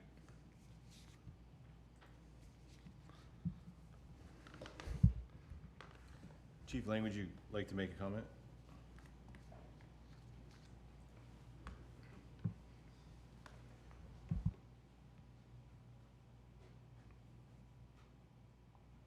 I think Cameron's proposal is reasonable, and we can be in contact with the vendor to say, hey, we can't commit to the work till officially December 4th. The only part of the conversation that the ESB fund entered into was if the project was going to be funded with $2024, that we could make the down payment with the ESB fund, but reimburse back to it with the allocation of funds from the initiative in 2024. I know that the township did approve to go forward with the project tonight, so it would be just a matter of waiting for the budget process to play out here with the village to approve the project. And just to take a step back, Eric, can you kind of give us a little bit of detail? Because I know some of us know, but not all of us know, right? Why did we even start this process in the first place? Well, we started the process because the building was built in 1996, and having open doors and the ability to come and go as you freely chose in 1996 might have been acceptable. Whereas we find difficulty in that today with controlled medications, $10 million worth of equipment, people that sleep in the building overnight. So those were all factors that played into the want to have better access control to the building. We did have some employees that left abruptly, and that caused us the stress of having to rekey the entire building, and finding that some of the technology was aged, that we needed to wipe memories of very simple 1997 built items, some other push button type items, and that overall, as you can imagine, in most security systems for a major building like ours, each person has their own credential to enter the building, so that can be tracked. Currently, we use group credentials for the entire staff, so we can tell when someone comes and goes, at least at the front door, but we can't tell who it was or when they came through. Thanks, Chief. Chief Gary, any thoughts or comments? I was asked to look at it from a security standpoint, and obviously, yes, that building does need improvements to it. I did not see the estimates until the night of the meeting, post-meeting, so obviously, there's an investment that needs to be made. To what extent that is what's before you, so. I think to give a little bit more context, this started in March or April with a simple request for a solution, maybe not the best solution, nor one that was going to be lifelong. And throughout the course of months, it progressed from having a simple door handle to a couple access control opportunities to what does the full system cost. Knowing that if you have your options, then you can go with the super cheap and easy, which you're going to have to spend money to replace sooner rather than later. You could go in the interim, which you're going to need to upgrade, or you can go all the way, and that was the decision that was weighed at the committee level. We could check to see if there might be any economies of scale. This facility also built at a similar time frame, a little bit earlier, has no security system. Other than we just have normal old school keys. So some things to look at there as well, potentially. Yeah, and I've talked to Cam about this whole project throughout the process, and knowing that there was some potential want to have some look at all village facilities. The way this progressed didn't necessarily align with that process. But Brian from ESS is super passionate about security, and I'm sure he'd be more than happy to work with more people about more security.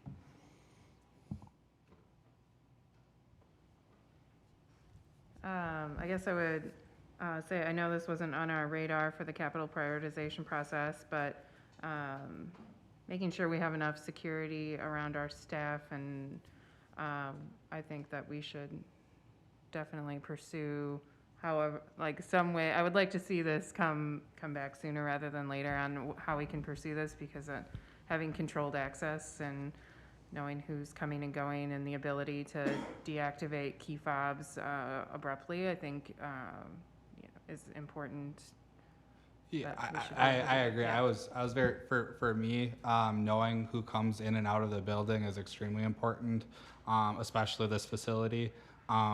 I do, and Chief Lang and I discussed this at length last Friday, I do think there's an opportunity for some economic of scales on, potentially doing everything at once, Village Hall, MSB, and the emergency service building. I do want to have some continued conversation with Kim and the town about, is there economic at scale on roof replacement? We get a contractor to do all the roof replacement and other things to have that more intimate relationship. So I think what I'm hearing from this board is we'll add this to the 2024 budget request coming from the Fire Commission. And then between now and then, we'll do some due diligence on what it would be for the remaining building. Knowing that the scope of both buildings would probably be a 2025 expense on all three, but we can certainly bring back those for you guys. I think just one last piece of perspective that may not have been shared with the full board is we had made a proposal similar to this about 4 years ago to the Joint Fire Commission, and each piece, access control and video, was roughly $15,000.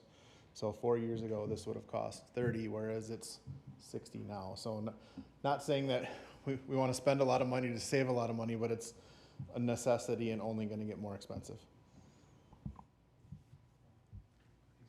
Can you just clarify, did I understand right that we wouldn't get it till 2025 if we approve it? So I would propose, I think we should not approve it as is. I think we should include it in the 2024 overall budget request. If it doesn't get cut out, then I would say we look at options for 2025 to look at, all the facilities cohesively. I see, outside of the EMS building. Yeah. Got it, thanks. As our capital needs just increase, these one-off approvals become very difficult to shift through. If we are rephasing and taking a fresh look at the facilities and what things we need to do right away, I mean, I would definitely put security of buildings, like, top of the list of things that we need to make sure we have in all of our buildings, like in phase one, like as soon as possible, I guess. But just from prioritizing need, that's kind of where I stand. Thank you. And ultimately, too, with this request, if we wanted to push, and this is why I think it's important to see this collectively. If we tell the fire department we want to wait 1 year to replace the pagers, well, that estimated cost might, defray the cost of doing this project. So it's just too early in the process to, I think, make the full approval. Thanks, everybody. That's all I had, Jim. All right. Next, then, we have law enforcement. Thanks, Chief. Next, we have Law Enforcement Committee. We met back on August 22nd. Covered a couple new unfinished business items. One being LED stop signs on West Cottage Grove Road and Southern Grange and West Oak Street. The committee approved those two signs. What's happening now is people don't seem to know that there's 4 or 5 signs in that intersection and drive right through. So we've had some complaints of people near misses with that. So we're hoping maybe a couple LED lights at a fairly reasonable cost in the center, as well as realigning those signs to the line themselves will help improve that intersection. Next, then, Chief brought to us a future drug drop box at MSB building. In the past, we've had a collaboration with Ford Pharmacy for that service, and there is a grant for the drop box, so the cost is fairly minimal. Chief is passionate about getting that with the PD rather than having to put that burden on a private sector person or private sector business. The next drop off will be October 28th, and that will be at the MSB building. We'll set it up kind of a drive-through, I think is what Chief was saying for that particular one. And then we should have hopefully that drop box installed in the October-November timeframe. We'll communicate that through social media that's available to our citizens. Chief went through Community Night Out, great success. Lots of folks were out that particular evening on the 17th of August.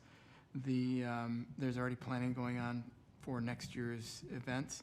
So, and I think for everybody that made it out to the event, it was a beautiful night. And again, a lot of different community members and businesses were there, as well as a helicopter. Then we went through our typical statistics and everything through the various reports that Chief has generated for us for the committee. Nothing really outlining there or anything of note, you know. And then future agenda items will be obviously the budget, and we will meet this month, in a month. Chief, did I miss anything, or anybody else on the committee? I think just an update. Chief and I briefly discussed on the status of our squad purchase. So essentially, we got an email from the dealership that they won't be filling the 2023 order. What that has meant is Chief and his staff are investigating other options. There is another potential to actually get 2 squads yet this year from a different provider.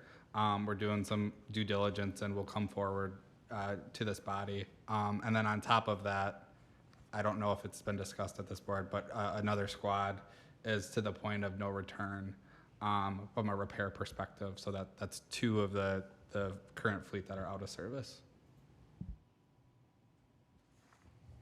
Cameron summed it up perfectly. All right. If there are any questions there, we'll move to Public Works. Heidi? Yep, thanks. We met on September 5th, and we continued then the discussion for the Forest and Drive green space that I talked about earlier, and they agreed with Parks Committee, and then Parks will start to maintain that. Another part we got into is making sure all private property is off of the village-owned space. We touched on the solar panels for MSB. I think we're still waiting on a part. We were as of the last meeting. There's one piece missing of the puzzle before we can get those turned on. But they'll keep updating us on that. We're also waiting on the state on a collaboration for a light at the Glacial Drumlin Trailhead. We talked about a special assessment for removal of weeds and overgrown grass.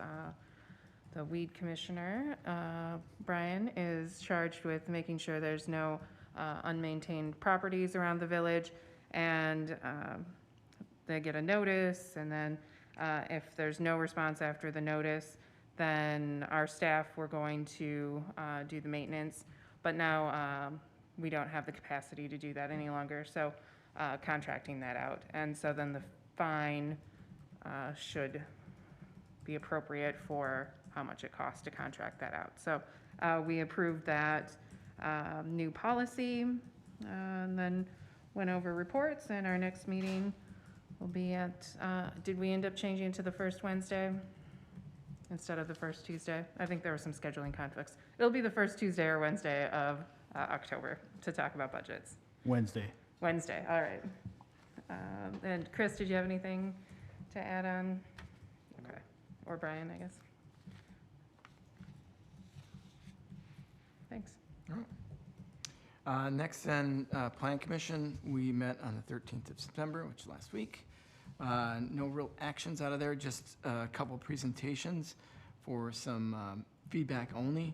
One from Toby's Auto for potential sales, combination of, in their particular site on Bonnie Road there at 221.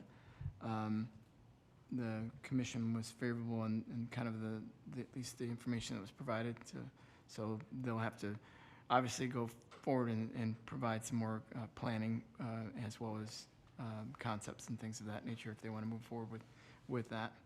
And then there'll also need to be an adjustment in our zoning for that particular type of site to allow that. So there'll be a public hearing if that's, again, if they choose to continue to move forward. And then another concept presentation from New Tech Painting at the potential development on the Metcalf property, which is the property bordering Cottage Grove Road, Sandpiper, Galloway Terrace, and Court Crossing. It's kind of basically it's a field right now. That prior to that, there've been several different plans for it. Nothing's materialized, so New Tech was proposing moving their facility, their office, and building there, not the particular one, but building a new one, and then having a retail block then too as well on the property because it's big enough to support both. Again, commission gave them thumbs up if they want to move forward with that. And then we talked a little bit about zoning ordinance amendment. We've got more work. Aaron's got more work to do on that. And that was it. Any questions? Aaron, did I miss anything? Okay. Next, we move to reports for village officers, starting with me. I've got a nomination for one of the committees, the Budget Review Committee, Jim Elmore, who was a former trustee, to continue on that committee. Any questions? Do you need a second or a motion? I need a motion. I'll make a motion that to approve the nomination of Jim Elmore to the Budget Review Committee. Second. All right, we have a motion second then. Any further discussion? Having heard none, all those in favor? Aye. Anybody opposed? Any abstain? Motion carries. Talked enough, Rick? Nothing to report. Okay. Matt, you have your annual presentation, economic development. Yes, Aaron and I, so Aaron's gonna share the screen here. So always nice to present when the economy's going well. There were certainly times where, during the Great Recession and following that, I mean, we were not alone in this, but it was a struggle out there, especially on the commercial side. What we'll start off with is you can go to TID 5, Aaron. You also get some nice views from our some nice drone photography and actually some videos that we've taken with it as well. But this is a view of TID 5, and as you can see, 6 different businesses or developments that have recently opened, and we have a couple under construction. Aaron is going to go into a little bit more detail on each of these individual projects, but we wanted to take an opportunity here to kind of show how the park has developed over the last decade, starting in 2014, Aaron. You can see all the available sites. I believe the entire district was around 100 or the Commerce Park itself, 120-ish acres, and by the time we get to the end here, we have essentially 1+ acre remaining that is unaccounted for, and that's kind of held for village potential public purpose. And we'll just keep, actually, Aaron, if you could go back to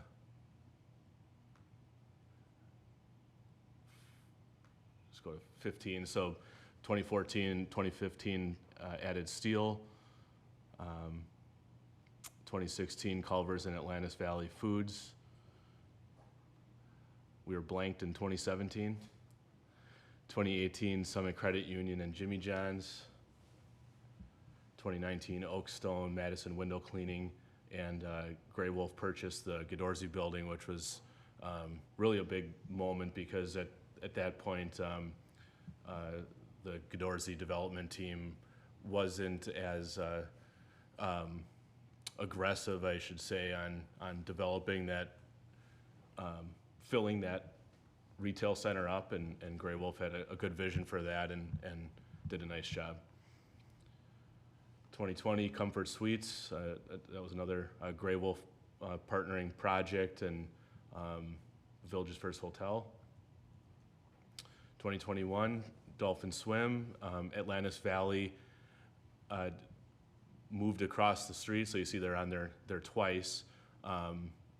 Currently, I'm drawing a blank now on the name. It was called Fortune Favors. Fortune It's changed Favors, Nutcrack is how you may know of them, but there is a business that'll be operating out of the old Atlantis Valley Foods, which is west of Oakstone, but the new Atlantis Valley is now fully operational, just across the street, and then Grand Appliance as well. And then the good times kept rolling in 22. I'm not going to read all of those, but Jump Around Gymnastics and the multi-tenant retail center that has Dunkin', Baskin-Robbins, and Noodles. And it's not quite public yet, but Aaron and I did get a little tidbit that there's another exciting tenant that should be finalized sometime soon. So we'll let you know as soon as that is public. Yeah, we can go on to 23, Aaron. One community bank, and then Steel is doubling their facility, and that's underway as well. So there are 2 open spots remaining. The one on the east side of Landmark Drive is a village-owned parcel, and then the corner of Commerce Parkway and Landmark has been purchased from the village. It's had a couple projects that just haven't moved forward, but the owner of the parcel is bullish on someone that they're working with now. So hopefully we hear from them soon. They aren't anticipating any kind of significant change in approvals. It should be a similar use to the type of flex space. So it's kind of like an office slash, what would you say, Aaron, like light industrial flex space?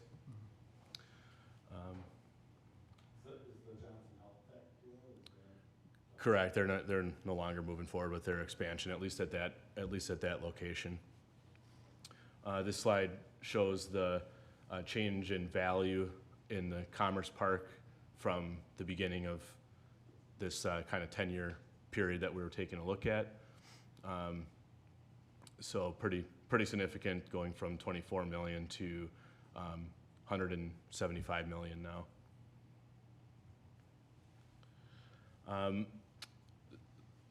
We're mostly talking about the Commerce Park, which is defined as the larger area to the east. However, TID 5 includes some land owned by the Houstons north of the interstate, directly west of the Park and Ride, and then the area is commonly known now as Cottage Grove Commons, all the multifamily apartments, mixed-use buildings, condos, and then continuing south is Glen Grove, Stop and Go, and the daycare. And then one parcel further south is one other opportunity, and that is some land owned by Hamburg. So two additional opportunities. The area north of the interstate, there was once a hotel project that was going to go on a portion of that land, and that is no longer moving forward, at least with the Atwell Suites that was approved. So those are the remaining opportunities there. I can pause now for any kind of questions on that area. Then we'll just do a kind of a quick status update on some of the projects that are recently approved or are in progress. As I think a lot of you are aware, Dunkin' Donuts is now open, as well as the Noodles and Company. Both have drive-throughs. There are still additional retail or office spaces available in that building, both on the frontage and on the backside. As Matt mentioned, there is a lead on another restaurant that could be going in there, but we'll see when that becomes official. A little bit of a hint there on the use. So this is some of the cool video work that Graham did. He's hidden away in our cable closet, but he's done a good job getting out and using the drone on some of this stuff. So Jump Around Gymnastics is open. They've been open all summer. It's about an 11,000 square foot facility for kids' gymnastics classes. This is their second facility after the original one in DeForest. My daughter taught there all summer and has been having a great time with all the local kids here teaching them gymnastics. As Matt mentioned, Steel is doubling the size of their building. That is also underway.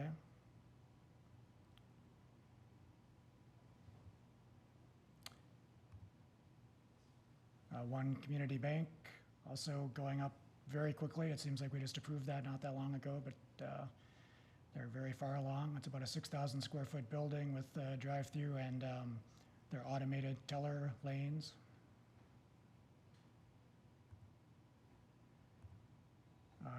Glen Grove Apartments, this is the moving out development just north of the Quick Trip and south of Cottage Grove Commons. That's open and fully occupied now. 100 cost-controlled units that were built using WIDA tax credits, so they'll have to remain cost-controlled for at least 30 years as part of that deal. Cottage Grove Commons, both phases of that are now open and occupied. Both phases together totaled 400 units. That's 120 condos and 280 apartments. Grace Coffee also opened there earlier this year. They occupy 3,500 square feet of the first mixed-use building on the corner of Gaston and N. Between the two mixed-use buildings, it's about 7,200 square feet remaining, and that's more or less equal between those two buildings. And both of those facilities have various rooftop amenities that you can see there. Some basketball courts, shuffleboard, and some grilling and patio areas. So.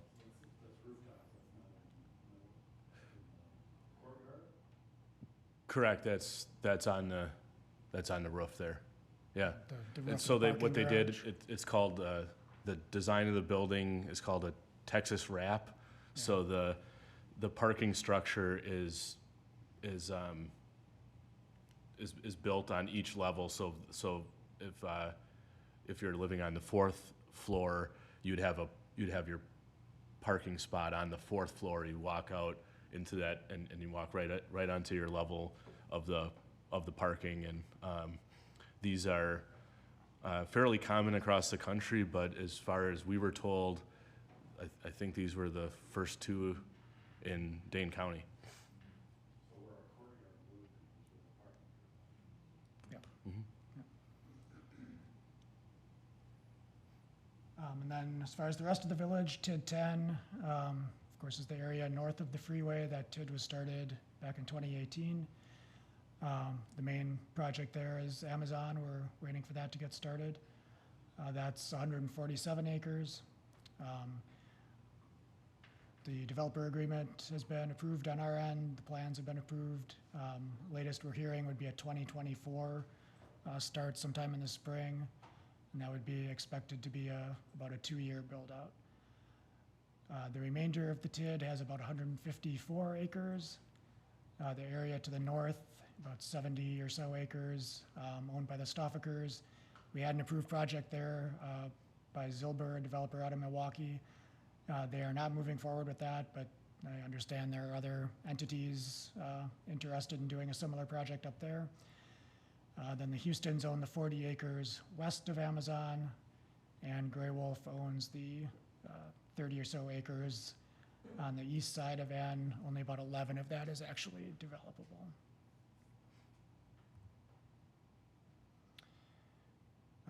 Amazon, as I think you're aware, over 3 million square feet of distribution center on 5 floors. It's a middle mile facility, so no deliveries direct to customers from here, just semis coming in and semis going out to those final delivery destination facilities. And they're expecting between 1,000 and 1,500 employees.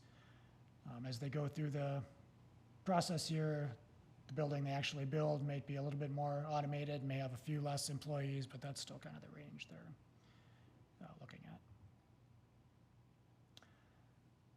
Then Authentics, the project across the street here, 288 apartments. It's 12 24-unit buildings. Those are all open and I believe pretty fully occupied. And then Sean and some of the other staff are working with the faculty and students at the university project on some potential designs for the dog park that would be the public park to the rear of this facility. We don't have a fancy video for this one yet, but First Choice Dental is also up and under construction. Another one that's going up quick. It's about a 10,000 square foot facility. This would be, I believe, their 12th facility in the Dane County region. Yeah, and we kind of covered this slide earlier, but just to illustrate the good progress being made on diversifying the tax base, to take the tax burden less reliant on single-family residential property and more towards commercial. And when you're adding up the percentages there, manufacturing, we have pretty modest amount of manufacturing, but if you're wondering if our math is off, it's not. It's just, you just add in the difference there would be manufacturing. So by the time hopefully Amazon moves forward as we anticipate next year, and not even accounting for other projects, we could be trending towards a 65-35 or 60-40 split even possible. So What do you think when that full TID, because you have to be optimistic, right, that TID north of the interstate will close and all parcels will be filled. Do you think do we bump north of that 40 to almost 50%? And again, I don't need a crystal ball, but just back of the napkin, what do you think would happen in 20, 30 years? I think that 60-40 is a fair projection for that, Okay. because Amazon is still most of that. Amazon's gonna be 245 million. That's a conservative assessed value estimate. More than likely they will, because that was a couple years ago. Just as we're seeing with construction costs, it would not be surprising to hear that project ends up being 300 million or more. But as Aaron mentioned, the Gray Wolf parcel, for example, is about 40 acres, but only 11 or so is developable. So you're probably not getting anything too significant there. The Houston property is completely reliant on kind of the build out of the Amazon and the site to the north. So that limits that site. You're probably not going to get too substantial value back there in the grand scheme of things. So, but if something moves, the industrial park, something similar to Zilber happens, I think that was about a $50 million project. Maybe it ends up being 75 to 100. So anyway, positive progress. It'll get it'll get closer. That's all. That's all we. Well, I guess I think I had one more comment. Just some general feedback. As if you guys follow, this is unscientific Facebook feedback, but been doing some posts of of the development projects and with using the drone and things like that, and a good mix of showing the commercial projects as well as residential and the multifamily, and there have been 140 positive likes and about 10 negative likes so far. So take that for what it's worth. Probably not much, but anyway, we can take any questions or move on with the rest of the meeting. Any questions for Aaron or Matt? Thank you for putting all that together. It's a lot of work. And I'll build on that. Thank you for all of the work to make this successful presentation. We go through it relatively quickly, but hundreds of hours have gone into the work to have this success in economic development. So thank you. Thank you, and all the praise to Aaron on the making it look pretty, because I probably would not have the videos embedded properly if it was me. So. All right, we'll move on to communications and miscellaneous business then. First up is consideration of the vouchers. Make a motion to pay bills as written. Second. We have a motion and second then. Any further discussion? Having heard none, all those in favor then? Aye. Anybody opposed? Anybody abstain? Motion carries.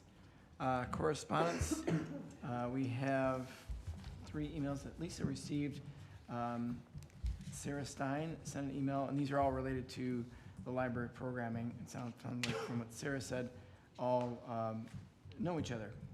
So Sarah Stein sent in an email, and you guys have it. Donna Bradley and Nicole Halverson. So all, again, support of the library program. Upcoming community events. There's Touch Truck on Saturday. Not a moving truck. Nope, not all stationary. Good. And then if you drive by Bakken Park, you'll see the courts are getting closer, not quite ready to open yet, but soon. So they're looking good. Get your pickleball paddles ready. It's already warmed up at the other park, I tell you that.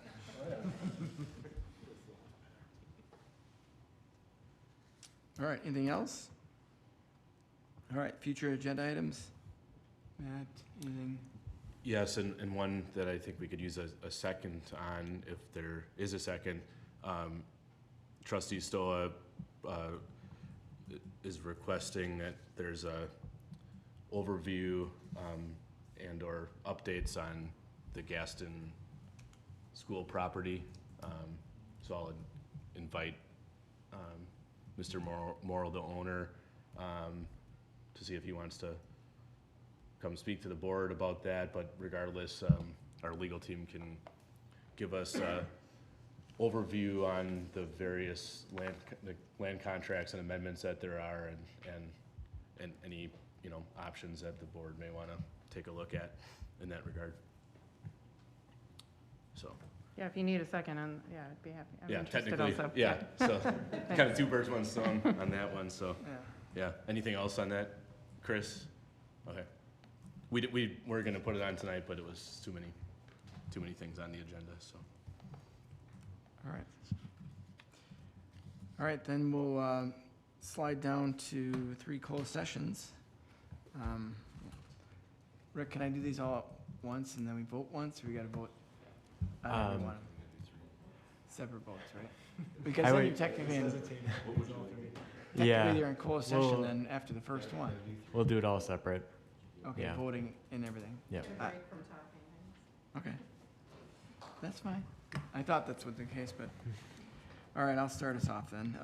I'll make a motion that we go into closed session regarding the potential land acquisition in TID number 9 and establish a negotiation position. The Village of Cottage Grove Village Board will enter in a closed session pursuant to Wisconsin State Statute 19.85, parentheses 1, parentheses E, deliberating and negotiating the purchasing of public properties, the investing of public funds, or conducting other specified public business wherever competitive or bargaining reasons require a closed session. Is there a second? You get the next one. Maybe. Ballwig, Aye. Murphy. Peterson, Aye. Stoa, Yes. Valencia, Aye. Williams, Aye. Whittick. All right. Next then, I'd like to make a motion to we go into closed session regarding negotiation position relative to Deer Grove EMS intergovernmental agreement. The Village of Cottage Grove Village Board will enter a closed session pursuant to Wisconsin State Statute 19.85, parentheses 1, parentheses E, deliberating and negotiating the purchasing of public properties, investing in public funds, or conducting other specified public business wherever competitive or bargaining reasons require a closed session. Is there a second? Second. Roll call, please. Whittick. Williams, Aye. Valencia. Stoa, Yes. Peterson, Aye. Murphy. Ballwig. Aye. All right, I'd like to make a motion in the village board go into closed session regarding police union negotiation. The Village of Cottage Grove Board will enter a closed session pursuant to Wisconsin State Statute 19.85, parentheses 1, parentheses E, deliberating and negotiating the purchasing of public properties, investing in public funds, or conducting other specified public business where competitive or bargaining reasons require a closed session. Is there a second? Second. Peterson, Aye. Murphy. Whittick. Valencia, Aye. Stoa, Yes. Ballwig, Aye. and Williams. Aye. We are in closed session.